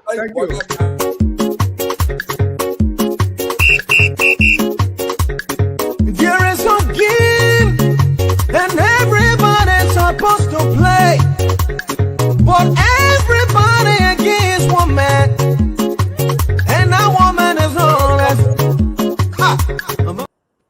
That's the news of Joseph Newman Boakai. That's Tony got there, boy. That's not new. That's awesome. All right. Hey, Basso man singing for him. Peter Basso man. That's not be around, man. Yeah. This takes us to our last topic for the night, which we have covered one more, but let's stop here now. Is CPP. Mr. Cummings is going to be nominated again as the standard bearer. Isaac, tell us about this. On May 13 to 14, the CPP is going to go to a convention and will be nominating the standard bearer, the vice standard bearer, and some legislative candidates. Right? Tell me about it. Isaac, give me the story behind this. I thought you have all these people before you go to the convention. Oh no! Why you gotta have all the people before you go to convention? All right, so give me the story. Those people. My man, I know you're a press man, but you're not a politician. But at the convention, you gotta decide those people. That way you actually officially affirm the selection. Right, that's ceremony. Cummings has been the unofficial leader of the CPP. If he has been the unofficial leader of the CPP. No, not unofficial, official, because it's documented in there. The convention is just formalizing it. Was he elected or selected? It was agreed upon based on the revised framework document. Right. Wow. So, yeah, that's why I said, tell me about the convention. Little more. We have a whole bunch of candidates to bring to the public, from the different districts. We know the National Election Commission, they got no connection with the census. They have no idea about what is redistricting. The legislature has not set a threshold. The legislative people, they're not sure about the information they got. We saw them manipulating and everything. So we don't expect real census number to come out. But we know what we know, and that is there are 73 districts. There will be 15 senator positions, and the CPP will be coming with those candidates at that convention, plus our presidential slate, including the president and the vice president. Would that be your coronation for Mr. Cummings? I mean, if you want to use that word, we don't have no royalty in Liberia, but if that's what you want to call it, then that's your terminology. We say convention. That's where it will be near to the public officially through the due process of the political party and the requirements of the National Election Commission. That's how we go. Please respond to Flomo Freeman. You see how many times will come Well, he in? tell me the other times that Cummings was nominated. I don't know what- When the CPP was formed, he was coordinated as the head of the CPP, right? The man Okay, bought but this the man is bought the the party. Who presidential did for ticket. him? He did for the man. This is for the presidential ticket, brother. Right. So, Dennis, can I just ask a quick question? Wow. So your turn But to you don't have to moderate. frown, you don't have to frown your face before you ask questions. Why is Mr. There you go. Cummings accepting something he opposed in the bigger cities, in the bigger CPP? What is he accepting? No VPS, no voter perception index. They're not doing all the going to primary. Something he was crying about in the former CPP. Because But he's not doing it in this one. I thought the argument was that there would be no, they wouldn't just agree on someone. It has to go to election. They have to go to the process. So that was the original CPP when we had two competitors. You know, in the original, Yombly was not competing. We know Ure was not competing for the presidency. Let's be honest here. It was two persons, Boakai and Cummings. In this case, we have only one person who wants to be. But why don't you open the process to see whether Right, dictators are elected on white ballots. Yeah, let them take care of the issue. Hold up. No, it's good for you to ask the question. We invited other political parties to come to the table. We do. It's still May 13th, that 21 days from now. Nobody coming there. Political party come join the CPP and compete. But Mr. Oh, come on, man. Come on. Mr. Before you even did that, the CPP, the new CPP framework document kind of closed the door. They said, well, we have divided these things. When you come in, everything is split up already. Right. Mr. Cummings is the leader. This person is this. You like it or not, Political parties are going to get these. That was already drawn out. And that's why the late Cassell couldn't join. I interviewed him. No. Stop. It's in the framework document already. Cassell on this platform, and he said, well, they are closing the door, so we can be a part. We want all these cars to be on the table. Bless his soul, he's departed. He's probably in a better place. But Cassell didn't know where he wanted. Let's leave that one. Yeah, but my question is, the CPP did not allow that, right? It kind of didn't allow for competitors to come in and compete for the presidency. Well, again, the discussion could always be open. Nothing sealed. That document was there, but it's a living document. It could have been modified. There were people coming with enough substance and contributions for us to change it.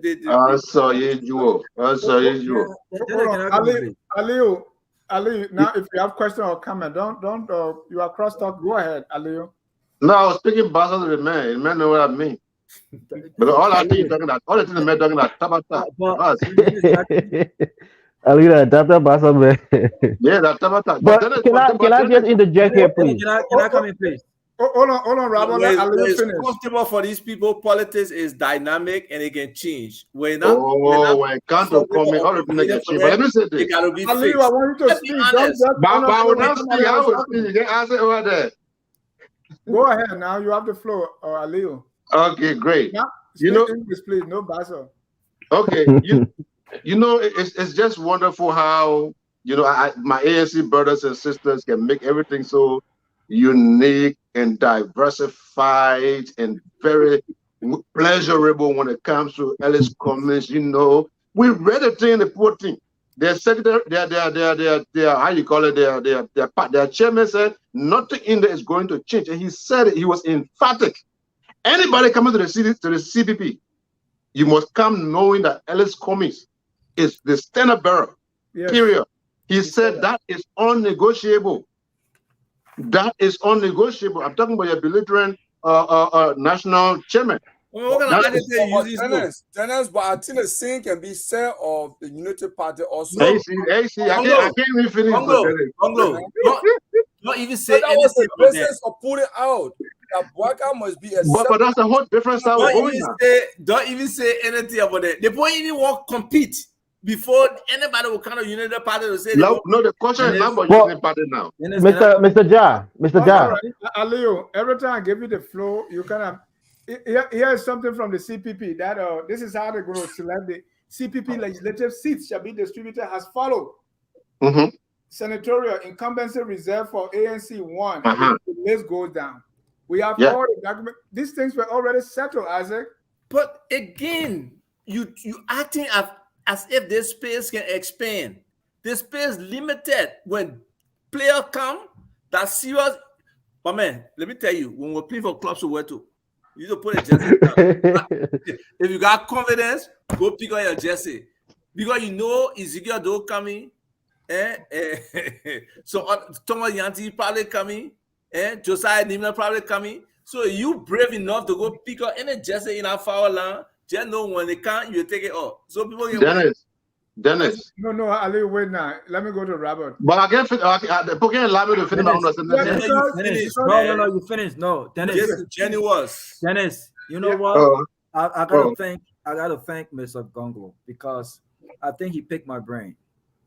Aliu has absolutely no moral compass to even be talking about what ANC is doing. In as much as I have so many questions for ANC, you were absolutely right. It was on this basis that you left JMB through in the tower.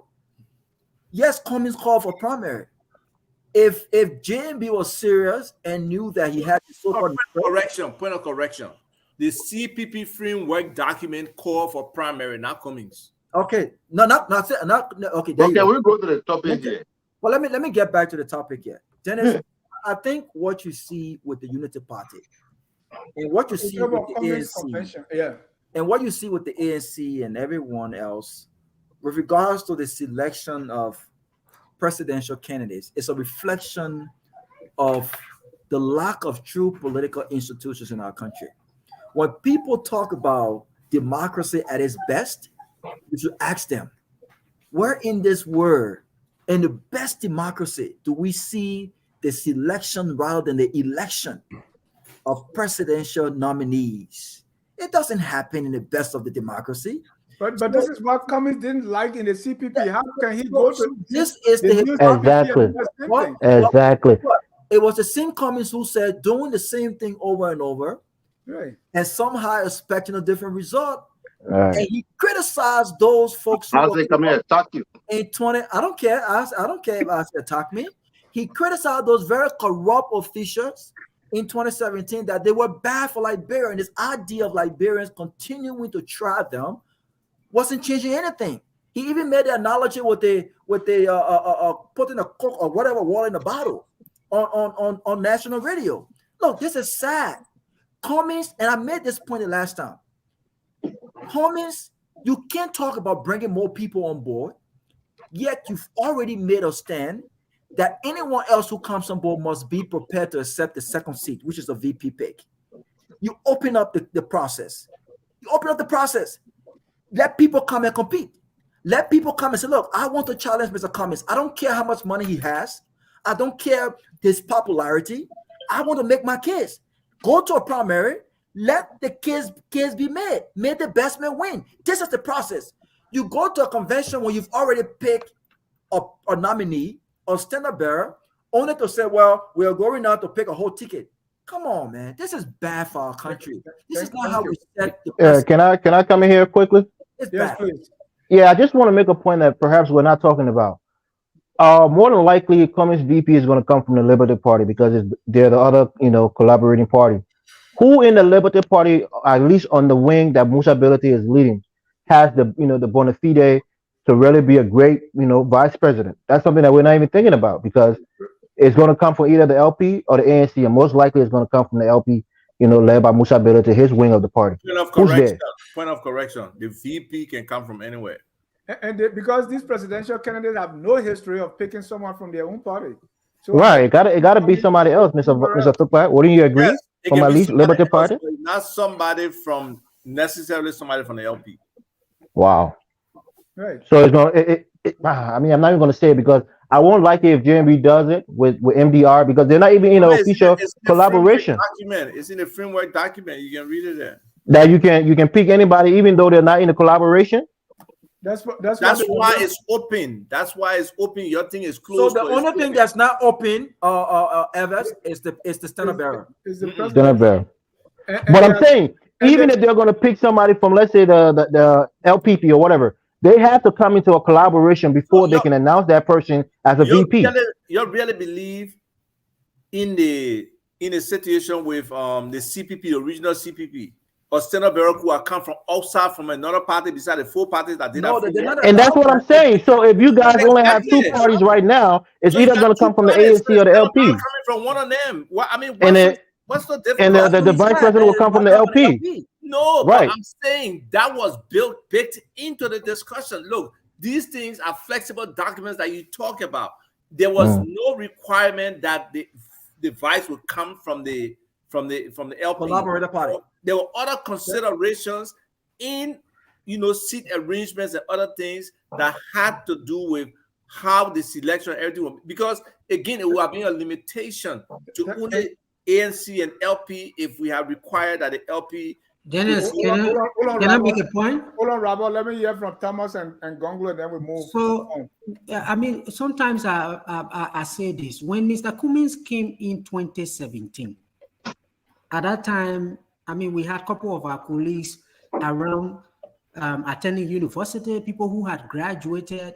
His message for not doing the same thing over and over, his message of change actually resonated with the urban kind of middle class people who were educated, who had gone to school.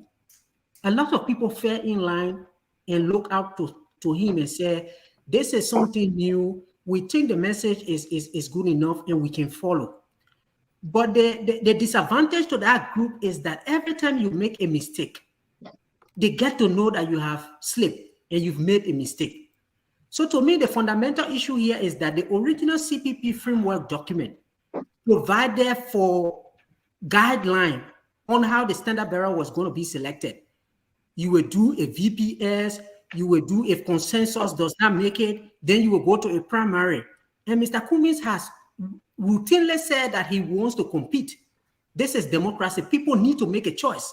So even the whole issue of him going as a vice president, the argument is that why should the Liberian people always settle for a way out? Let them go to election and make a choice. So the question is, why did you change the CPP framework document? And one of the things that he said was that even though others left the CPP, he was not going to leave. He was going to stay there. So why did you change the CPP framework document? Right. Let me understand. It was to accommodate Billiton's wing of the party. 4 parties involved. It shifted down to 2. Then but there were still 2 parties involved. There were still 2 parties There's involved. still 2 parties involved, but Hold on, Azza, let him the party finish. does not want a presidential candidate. Azza, let him finish. You open the process, you go. If there is no, who? let me just finish. You open the process, you go. It's a democratic process. If no one is interested, they will cast a white ballot for you. Yep. But for you to change it around, this is now why you have even other political parties say they are not coming, right? Because the space has already been closed. So something that he advocated for all these years is something that he has gone back on his word. No, and for me, no, that's something I really don't take. Thank you, Mr. Gonglo. Let me hear your.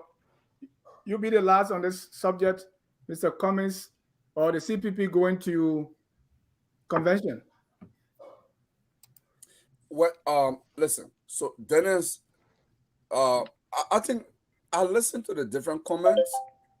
The way I look at it is that the CPP is going by what they agreed upon. I know, for example, the Unity Party tried to have the Democratic Alliance of Liberia. The organizing chair as Professor Alari Tokpa. I don't know where is that DAL. I understand that because there are some folks around Boakai, probably including Boakai himself, who does not love the progressive. Who does not love progressive idea. So the whole idea was killed. That's what I've heard from reliable sources within the NDC.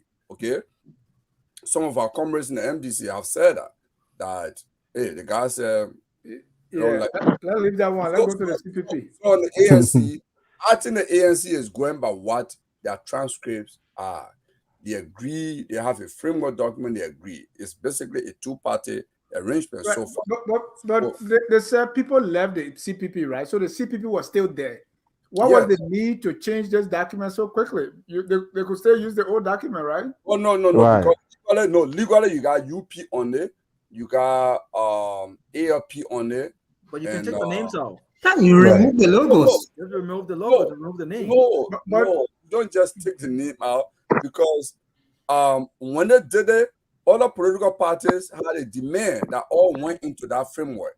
You know, it was not just one party. So it was a consensus, as I understand. When we were doing it, every decision was made based on a consensus basis. It was not even voting.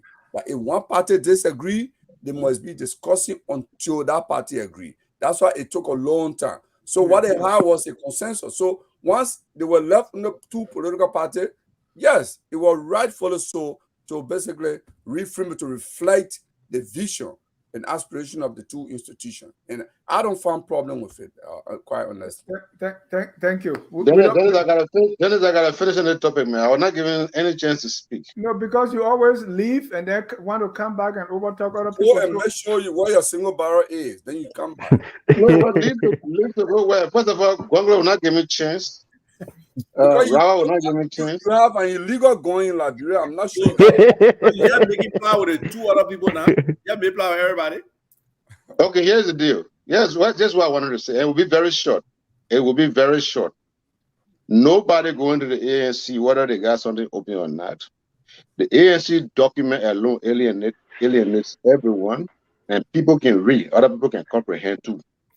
The idea that only ANC know how to flip the script or outsmart people, they're not working. The people too can comprehend. Yeah, that document makes it clear. That ANC document makes it clear. Ellis Comey is number one. Anybody not like it, you stay out. And now what everybody else will do, they will either go to CDC or they'll go to Joseph Boakai. It's just that simple.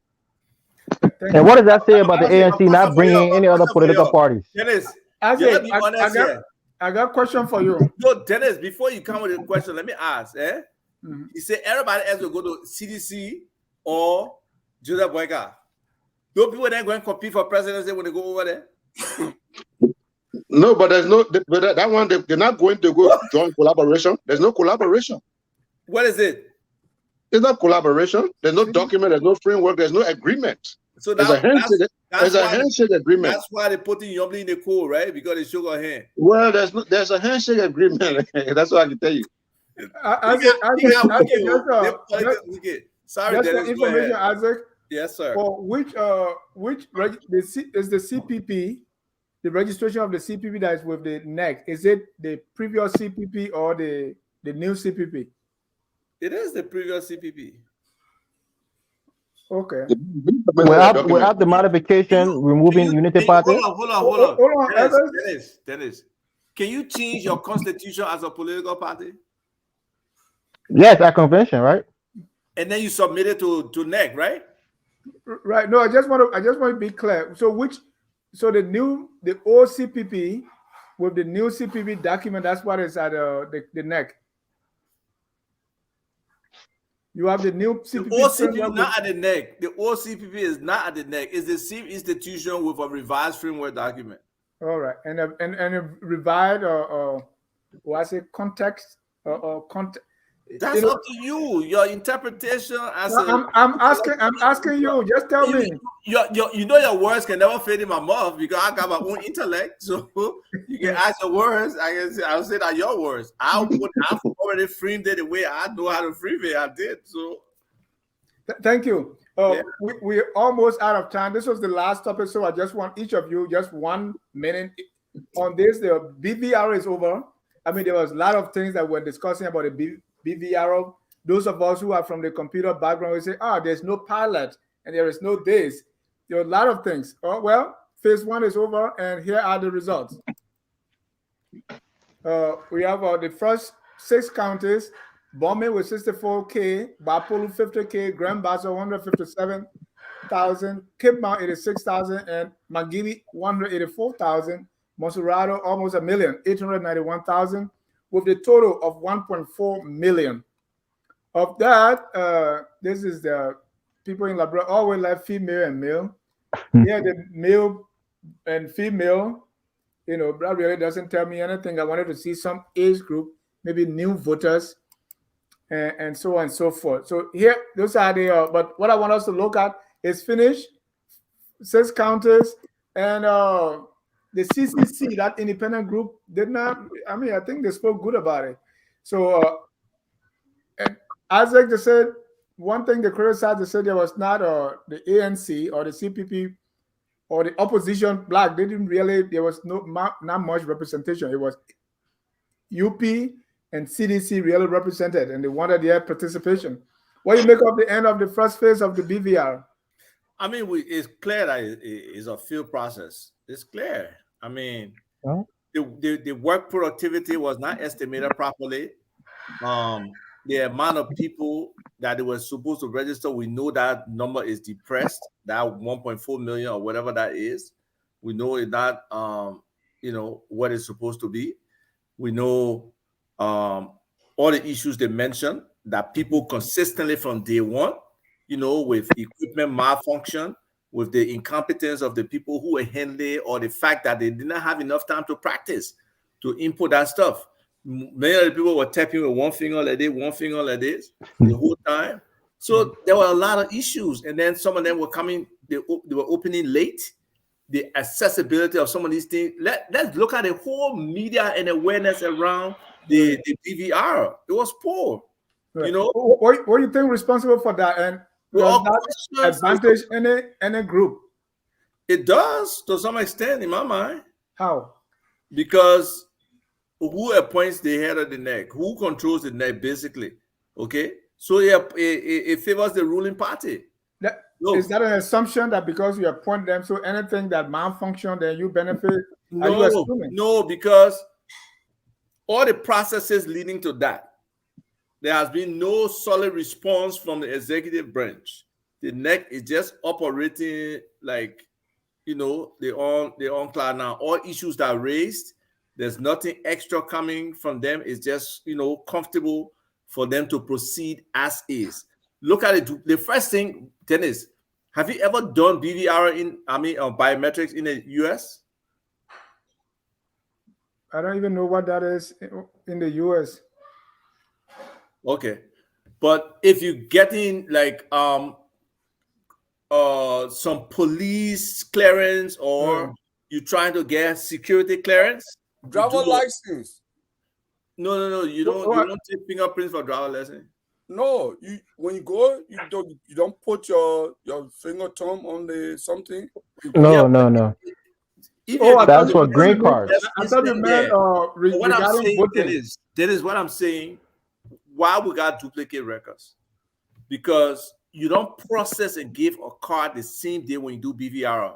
Because you got to compare it with every other identity that in that system. Right. So for this one finger, you got to compare with all the fingerprints that are in there. Then you do the next finger and compare with all the prints to avoid duplication. Right.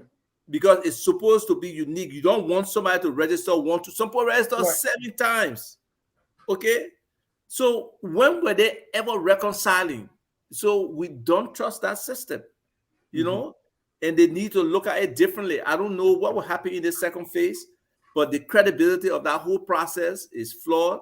And I doubt if anybody on this panel here would say they're completely satisfied with what happened. Even the observation committee said it. They had the issues with it, they had the concerns. But again, when you have these concerns, sometimes the party will say, oh, it's okay. But it's not okay. Thank you. Aliu, and we know, there could be issue of incompetence, as it said, or people not tapping with one finger. How does something like that will advantage the ruling party, especially when you are called in to observe as opposition? First and foremost, let me just say the reason why there were only CDC in the Unity Party in the process is because You're breaking up. The main Liberia. Very dire business. Can you hear me better now?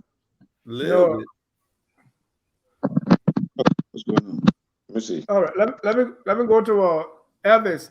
Elvis, you support the government, so I think the process was 100%. Let me not say that. Thank you. What you make of I'm back now. Can you hear me now? Yeah, please, man. We don't want to talk to people when you can sync off. You can hear me good now, right? Yes, sir. Yeah, go ahead. Go ahead. I'll let you go ahead. Okay, great. There's the reason why it was only the United Party and CDC in the process is because the CPP is fully aware that these are the two groups that will be in the election. They know they don't have any significance in this election. So they're like, why we're wasting our time spending our own money? That's why Comey doesn't spend any money these days. Let me just say, we look at this thing. I'm looking at this thing from twofold. If you are talking about the number, I don't have problem with the number, the 1.4 million. I think that sounds very accurate to me. If there was that many turnout, because if you look at 800,000 Monserrate County, that makes sense. On a normal circumstance, that makes sense. In fact, I think they did a lot better in Monserrate County. If they got 50 plus people and those people actually did turn out, then they are on course. Now, to Isaac's point, that there could be some other things, we're looking forward to it. But to your question, whether it benefits the CDC, I can't see how. I don't see how it will benefit the CDC. A lot of people are afraid that CDC may cheat in this election. I believe they might, but I can guarantee you from every indication, it will be very difficult for them. I think they have lost. It's over. Okay. Let me ask you something.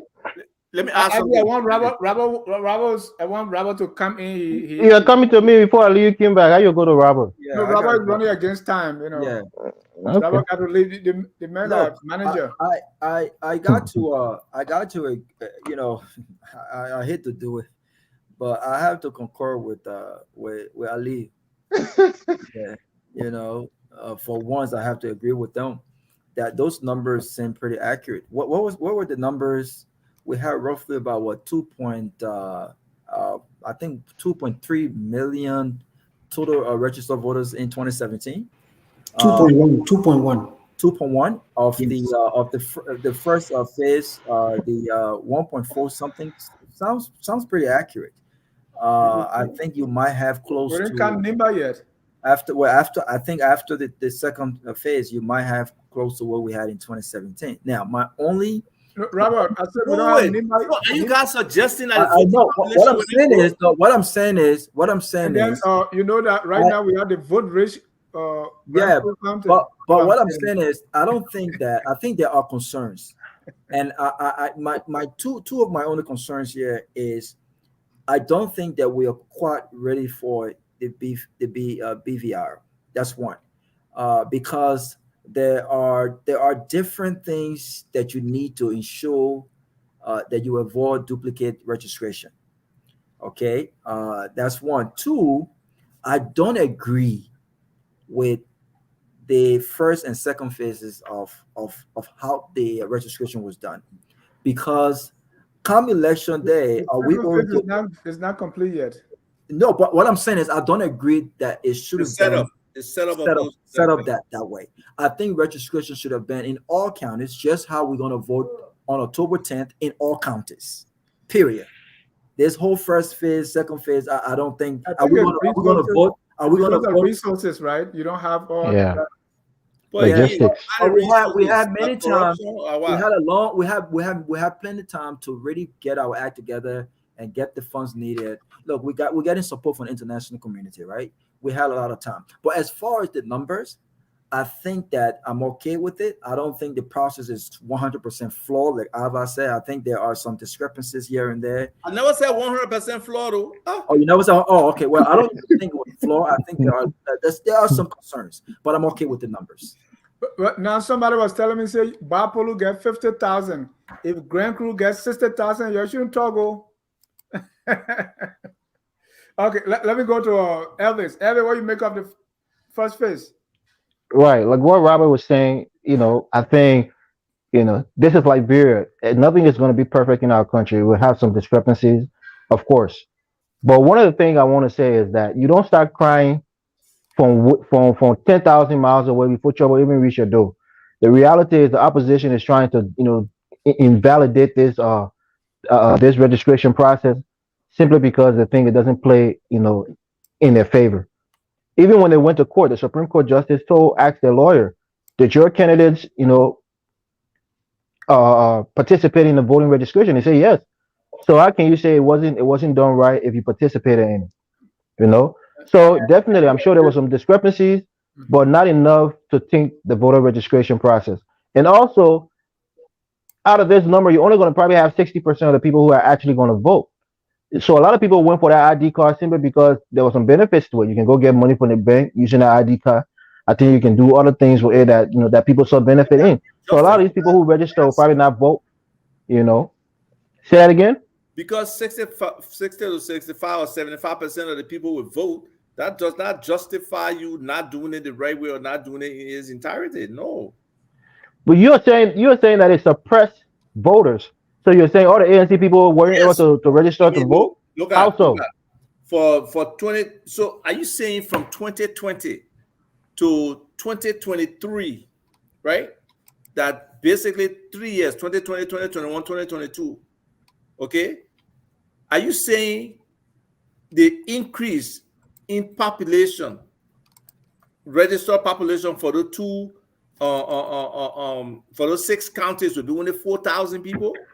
Look, there's a lot of voter apathy in the country, Mr. Tupa. A lot of people don't even want to vote. They're tired of the elections.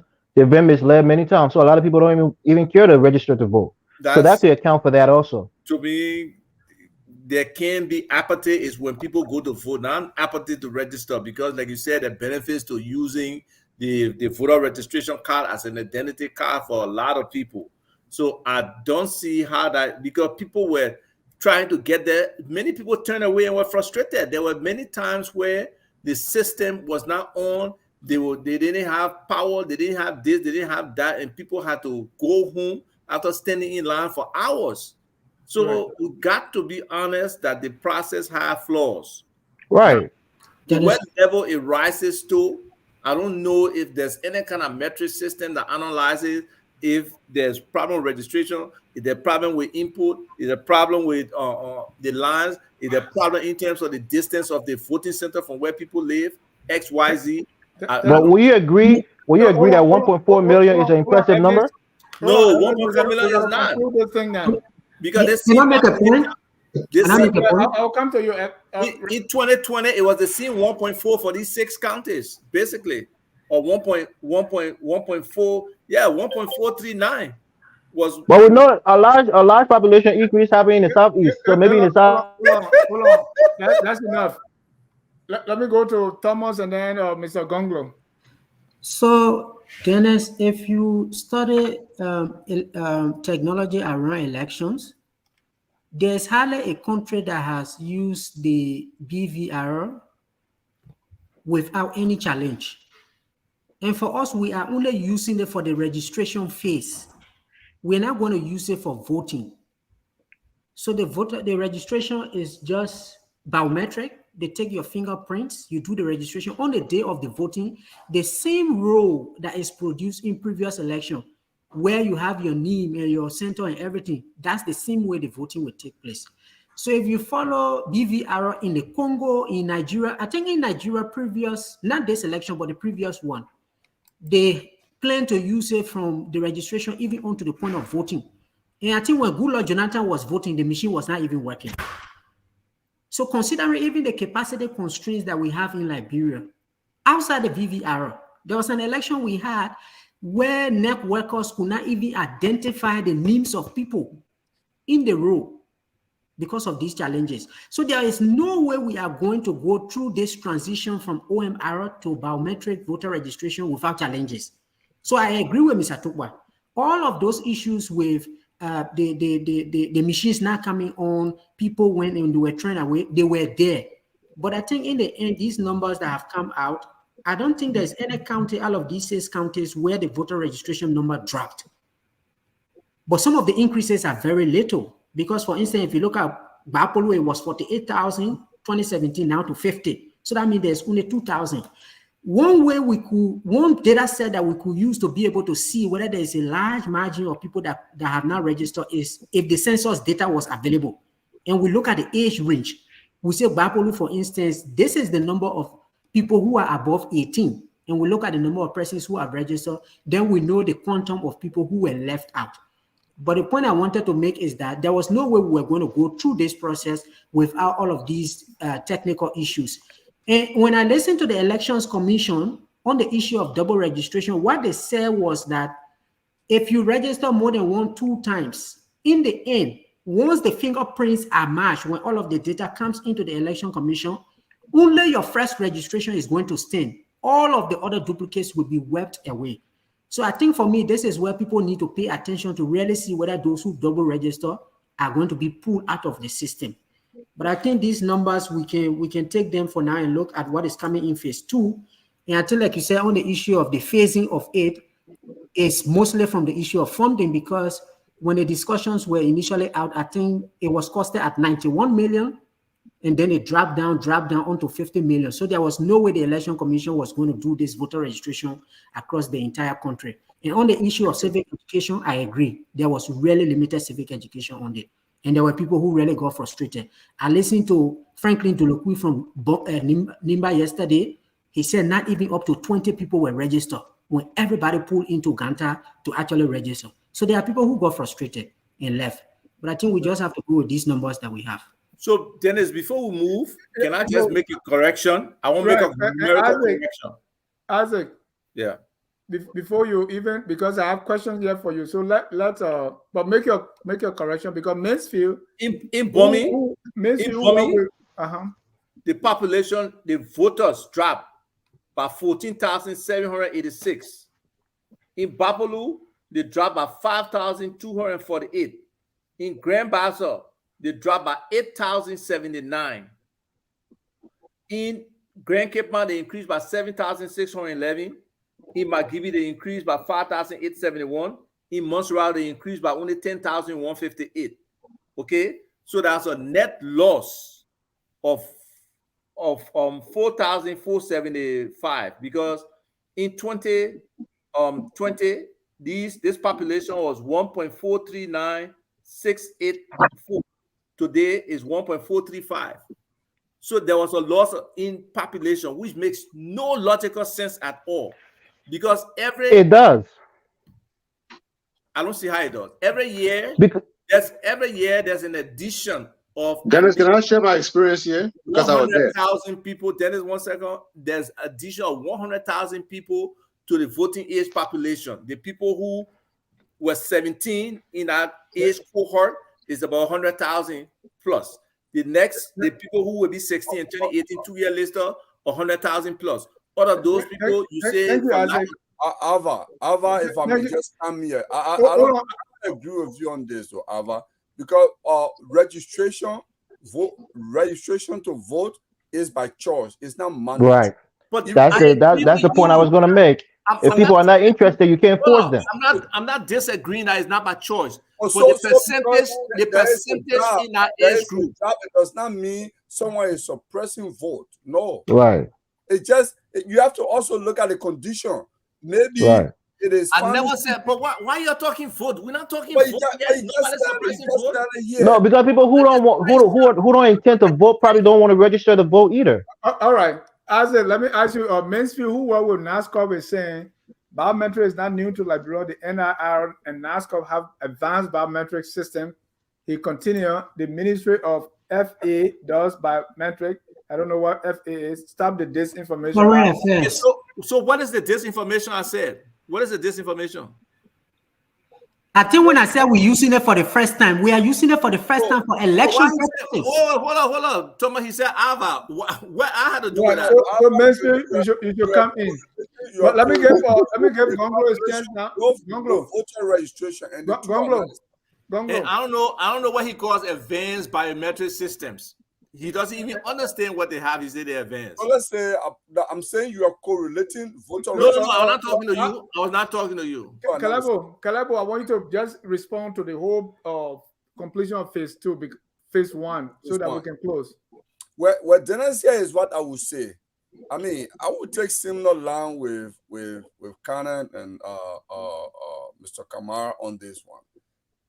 Listen, whenever you introduce new technology, you expect these things. And that's what I think those in the electoral management body, they should have actually expected this. that they are going to introduce a new technology, so they needed more education around this. They needed to even have longer time to train people. But we are quite aware the electoral management body was at the legislature a few weeks ago that they haven't got the money they wanted from the government. What it means is that civil education is not going to be going on as expected. Having no sports announcement on radio is not enough. You need to have people actually going to communities and having billboard, having demonstration, actual demonstration, how when you come, you stand in line, what will happen, and people watching demonstrate it before the actual start of the thing. When you introducing new technology, even like in survey, when you're conducting survey, you do pre-testing. They needed to say, okay, we train the people we're going to take the next 1 month to do pre-testing of the machine, maybe in selected countries. So what impact these things you are listing have on the just ended? No, definitely it will impact like Harvard is saying. Now, it already happened. So what was the impact? I haven't done the analytics on this, but Harvard is saying comparing the previous voter roll with the current provisional roll that they published after phase 1, some of the counties fell short of what they had in 2017, right? So that's why he's saying. So so if that's the case, for me, it's understandable. I don't think it's by design. It's because we just migrated to a new system, and that system, the people were not properly trained. There was not much civil education done. And as far when we go towards a rural county like Nimba, which is very big and a lot of villages, Barrow, if you're going towards the southeast or Riverside, that is, there are a lot of small remote villages in Riverside. You go into some of those places, I believe there will be challenges and number may drop, and if the number drop, I don't want to believe it will be by design that, it is because, like you listen to Franklin Dorokui, who is a journalist that I helped also to train, okay? He reported that there are challenges because we expect that there will be influx of people like in Gantor, in Seklipi, in the metropolitan area. If you don't have people who are savvy to type and do all that, we're going to have this issue. But you agree that the numbers got suppressed. Then you agree that the NEC was not prepared to do this the right way. You agree that it was not when you say suppressed, as it means someone is taking a deliberate action. No, it's not like intentional. It may not even be intentional. It's because within the limited time that the people have to input that information or the time space they had. I'm not claiming that somebody went and held people down and suppressed them. No, I'm saying the time they have to process people, the level of access to different registration centers, the information around the entire process is suppressed registration. Thank you.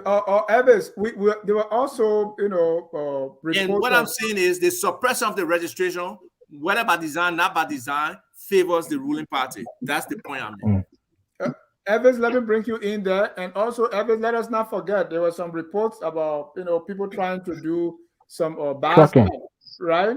Like the one that happened in district number 10, Yaka Koluba's district.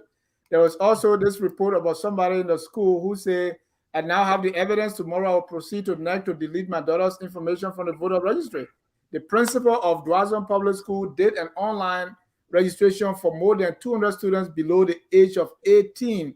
So there were some of these things going on, right? So we can't rule those out. Evans, looking at with the end now, do you think that, do you still think that even any of those things would not benefit the CDC? I mean, when people say benefit the CDC, are they saying that the less people that vote, that means that they're going to, the people who vote are going to vote for the CDC? Like the CDC will register underage voters, that the CDC will have a system that things are not working, but then they won't investigate so that we can get the real numbers. Yeah, that's anecdotal. That's anecdotal, Mr. John. The lady at district number 10 say, hey, Chairman Molu, let's have some flexibility here.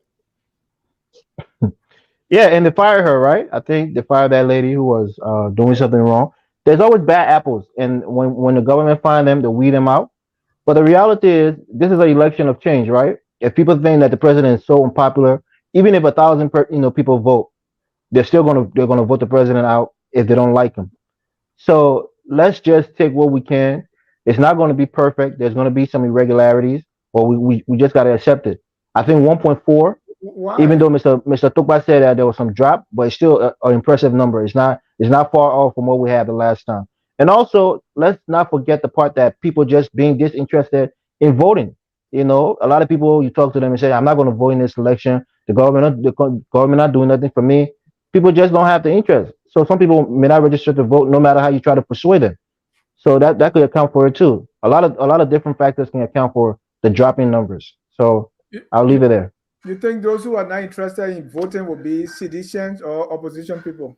What's your Perhaps own most of them will be seditions because they will look at it as a way to punish George Weah, but not to punish him to the extent where they're going to vote for somebody else to remove him. How They will rational just is say that. that explanation, man? Come on, Hey, man. hey, if you don't want to see the president reelected, but you don't want to go vote for Unity Party because you also suffer under them, you're just gonna sit at home. I mean, it's a logical thing for most people.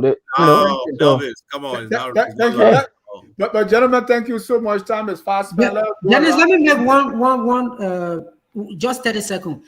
I think one of the things that supported the registration around Monserrato was this issue of this online platform where people used to fill in their information, and then when they get there, it speeds the process up. In the rural area, in the absence of internet, I don't think they are going to have access to that. So that's going to be an additional challenge in the rural area. And this is where this registration of maybe 16 years old is also maybe might have come from.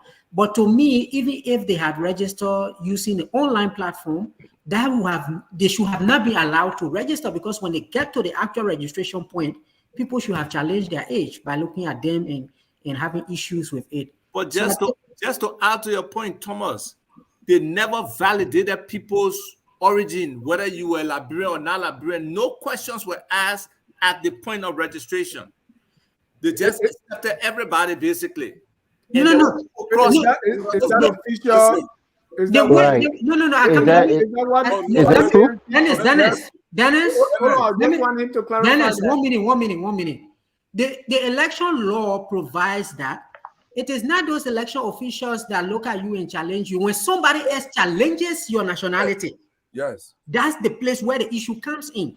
So if somebody comes from the community to no, say, the I mean, election law requires you to Hey, provide Dennis. some identification Hold to on, get registered. let him No, finish. no, Dennis. Dennis. Oh, no. Hold on, Thomas.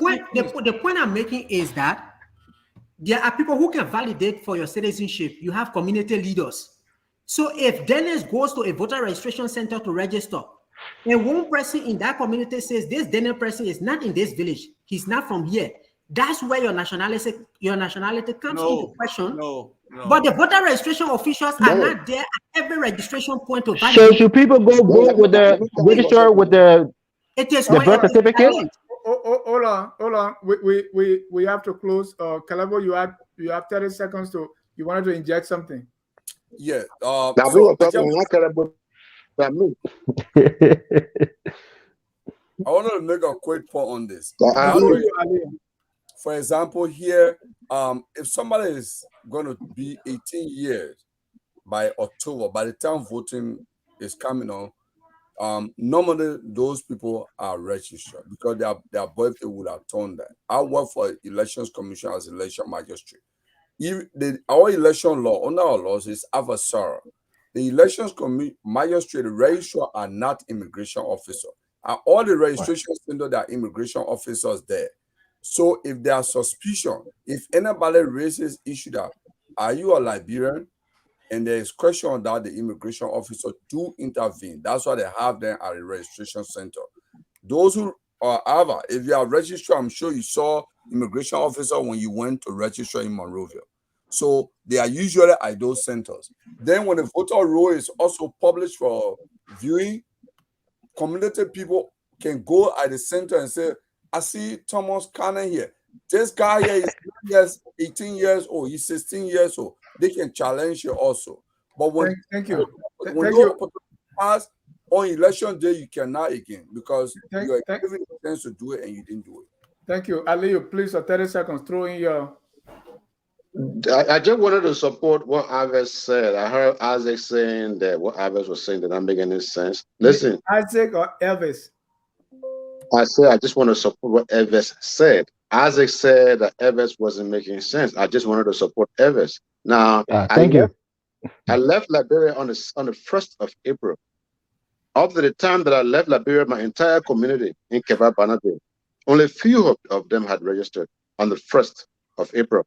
And there's this particular woman who is my lady's best friend, strong, staunch citizen. She refused. She said she is not going to register. And she is a citizen.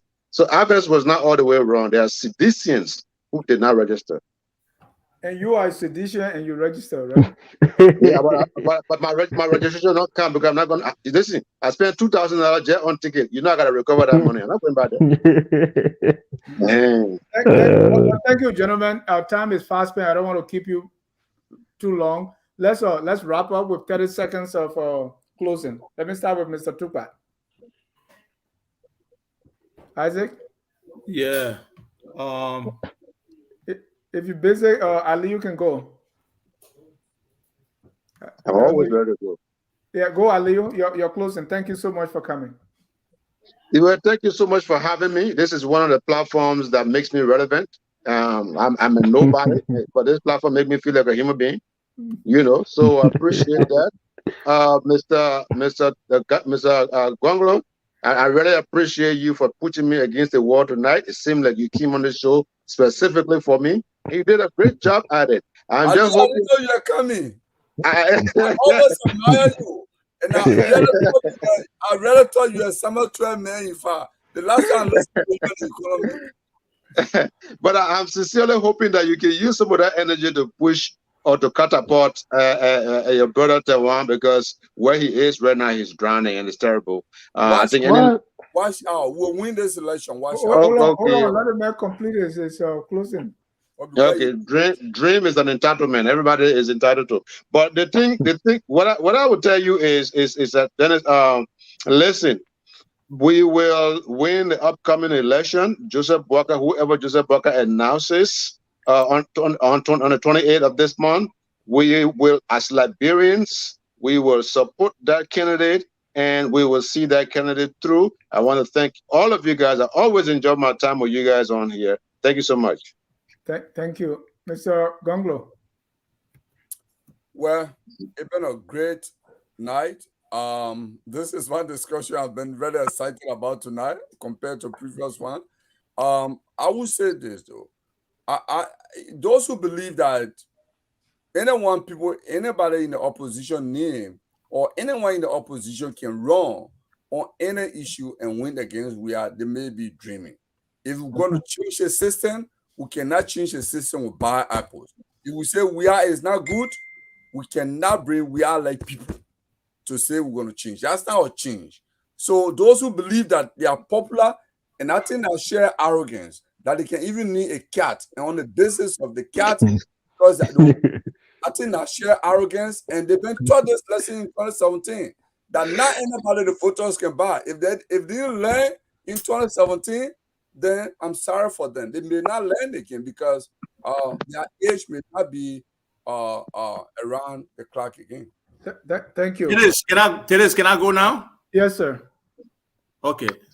Can you see my screen? Share screen. Can you see my screen? Yeah. You see the registration process? 8.1, you must appear in person, right? 8.2, registration staff should give preference to disability people. 8.3, an applicant's citizenship and age may be established through any of these following things. Maybe. It may be established through that, right? Right. So when it is called for, when it's questioned. Right. Do you think they would not be asking for this? If an applicant meets the legal requirement for registration, the registrar should register the applicant and issue him a registration card. So you can't. No, hold on 1 second, my man. I'm speaking. Must be and may be a different, Mr. If an applicant meets, if an applicant does not meet the legal criteria for registration, the registrar should issue the applicant a notice of rejection. So you can reject you there okay, there got to be some identification for you to say you're a Liberian citizen. Everybody in Liberia is a Liberian citizen, that the registration will just be wide open like that. You're not show an ID or something. I'm surprised that you guys are saying this, that if you have never registered before. No, but I don't want us to go in that. No, Dennis, 1 minute. I don't think Mr. Tokpa followed the press statement that came from the Election Commission on this issue. Before the election, the registration started, there was a wide circulation. I think even Front Page Africa published an article that if people go to register, they have to present national identification cards. And the Election Commission came out and clarified that wasn't going to be required. So when you go register, it is when your citizenship is questioned. Then you can either use your birth certificate, your driver license, or any other document, or you use a stakeholder in that community to vouch for your citizenship. It doesn't mean you have to present these things before you register. No, right. You present identification. Thank you. Let me get your closing answer. The issue was only the NR and voter registration card. I mean, the national identification. Not everybody has national identification card. Well, how do you address that? Let's leave that, because even if they are not requesting it, it doesn't advantage anyone, right? So coming people could go there. The people who got money to truck people from across the border, you say advantage there. Let go. Nima will see. The people in Nima will see. Ain't you say nothing happening? You when I ask question, we hear the noise from Nima how to be fighting over there with Guineans. We'll see. So anyway, your 30 seconds to close. Yeah, my 30 seconds. Thank you. There was a good show. Very good discussion. Hopefully the civility that will exist will continue. And people can understand that we can have differences of opinion, but this is all of us country, and we are entitled to express those differences of opinions and be a part of the process, and not, resort to insults, to violence, to, unnecessary tactics that undermine and destabilizes the fragile peace we have, or the tenets of democracy. So I just hope that we all can spread this to the people we know, to continue this in a civil manner, and let the best person win the elections. But again, right now at this stage, the playing field is not level, in my opinion, and hopefully the opposition can push to make certain demands of NEC to perform better in their capacity as a referee in an independent body than a surrogate of the government. Thank you. Thank you. Elvis? Thank you. It was an honor to share the platform with such distinguished gentlemen. It's always nice for a young person like myself to be engaged in political conversations like these. I appreciate you for inviting me, Mr. Jai. But quickly, I just want to say to the opposition, please don't spread the rhetoric of the election being rigged unless you have overwhelming evidence that it is, because it has the propensity to incite people to violence.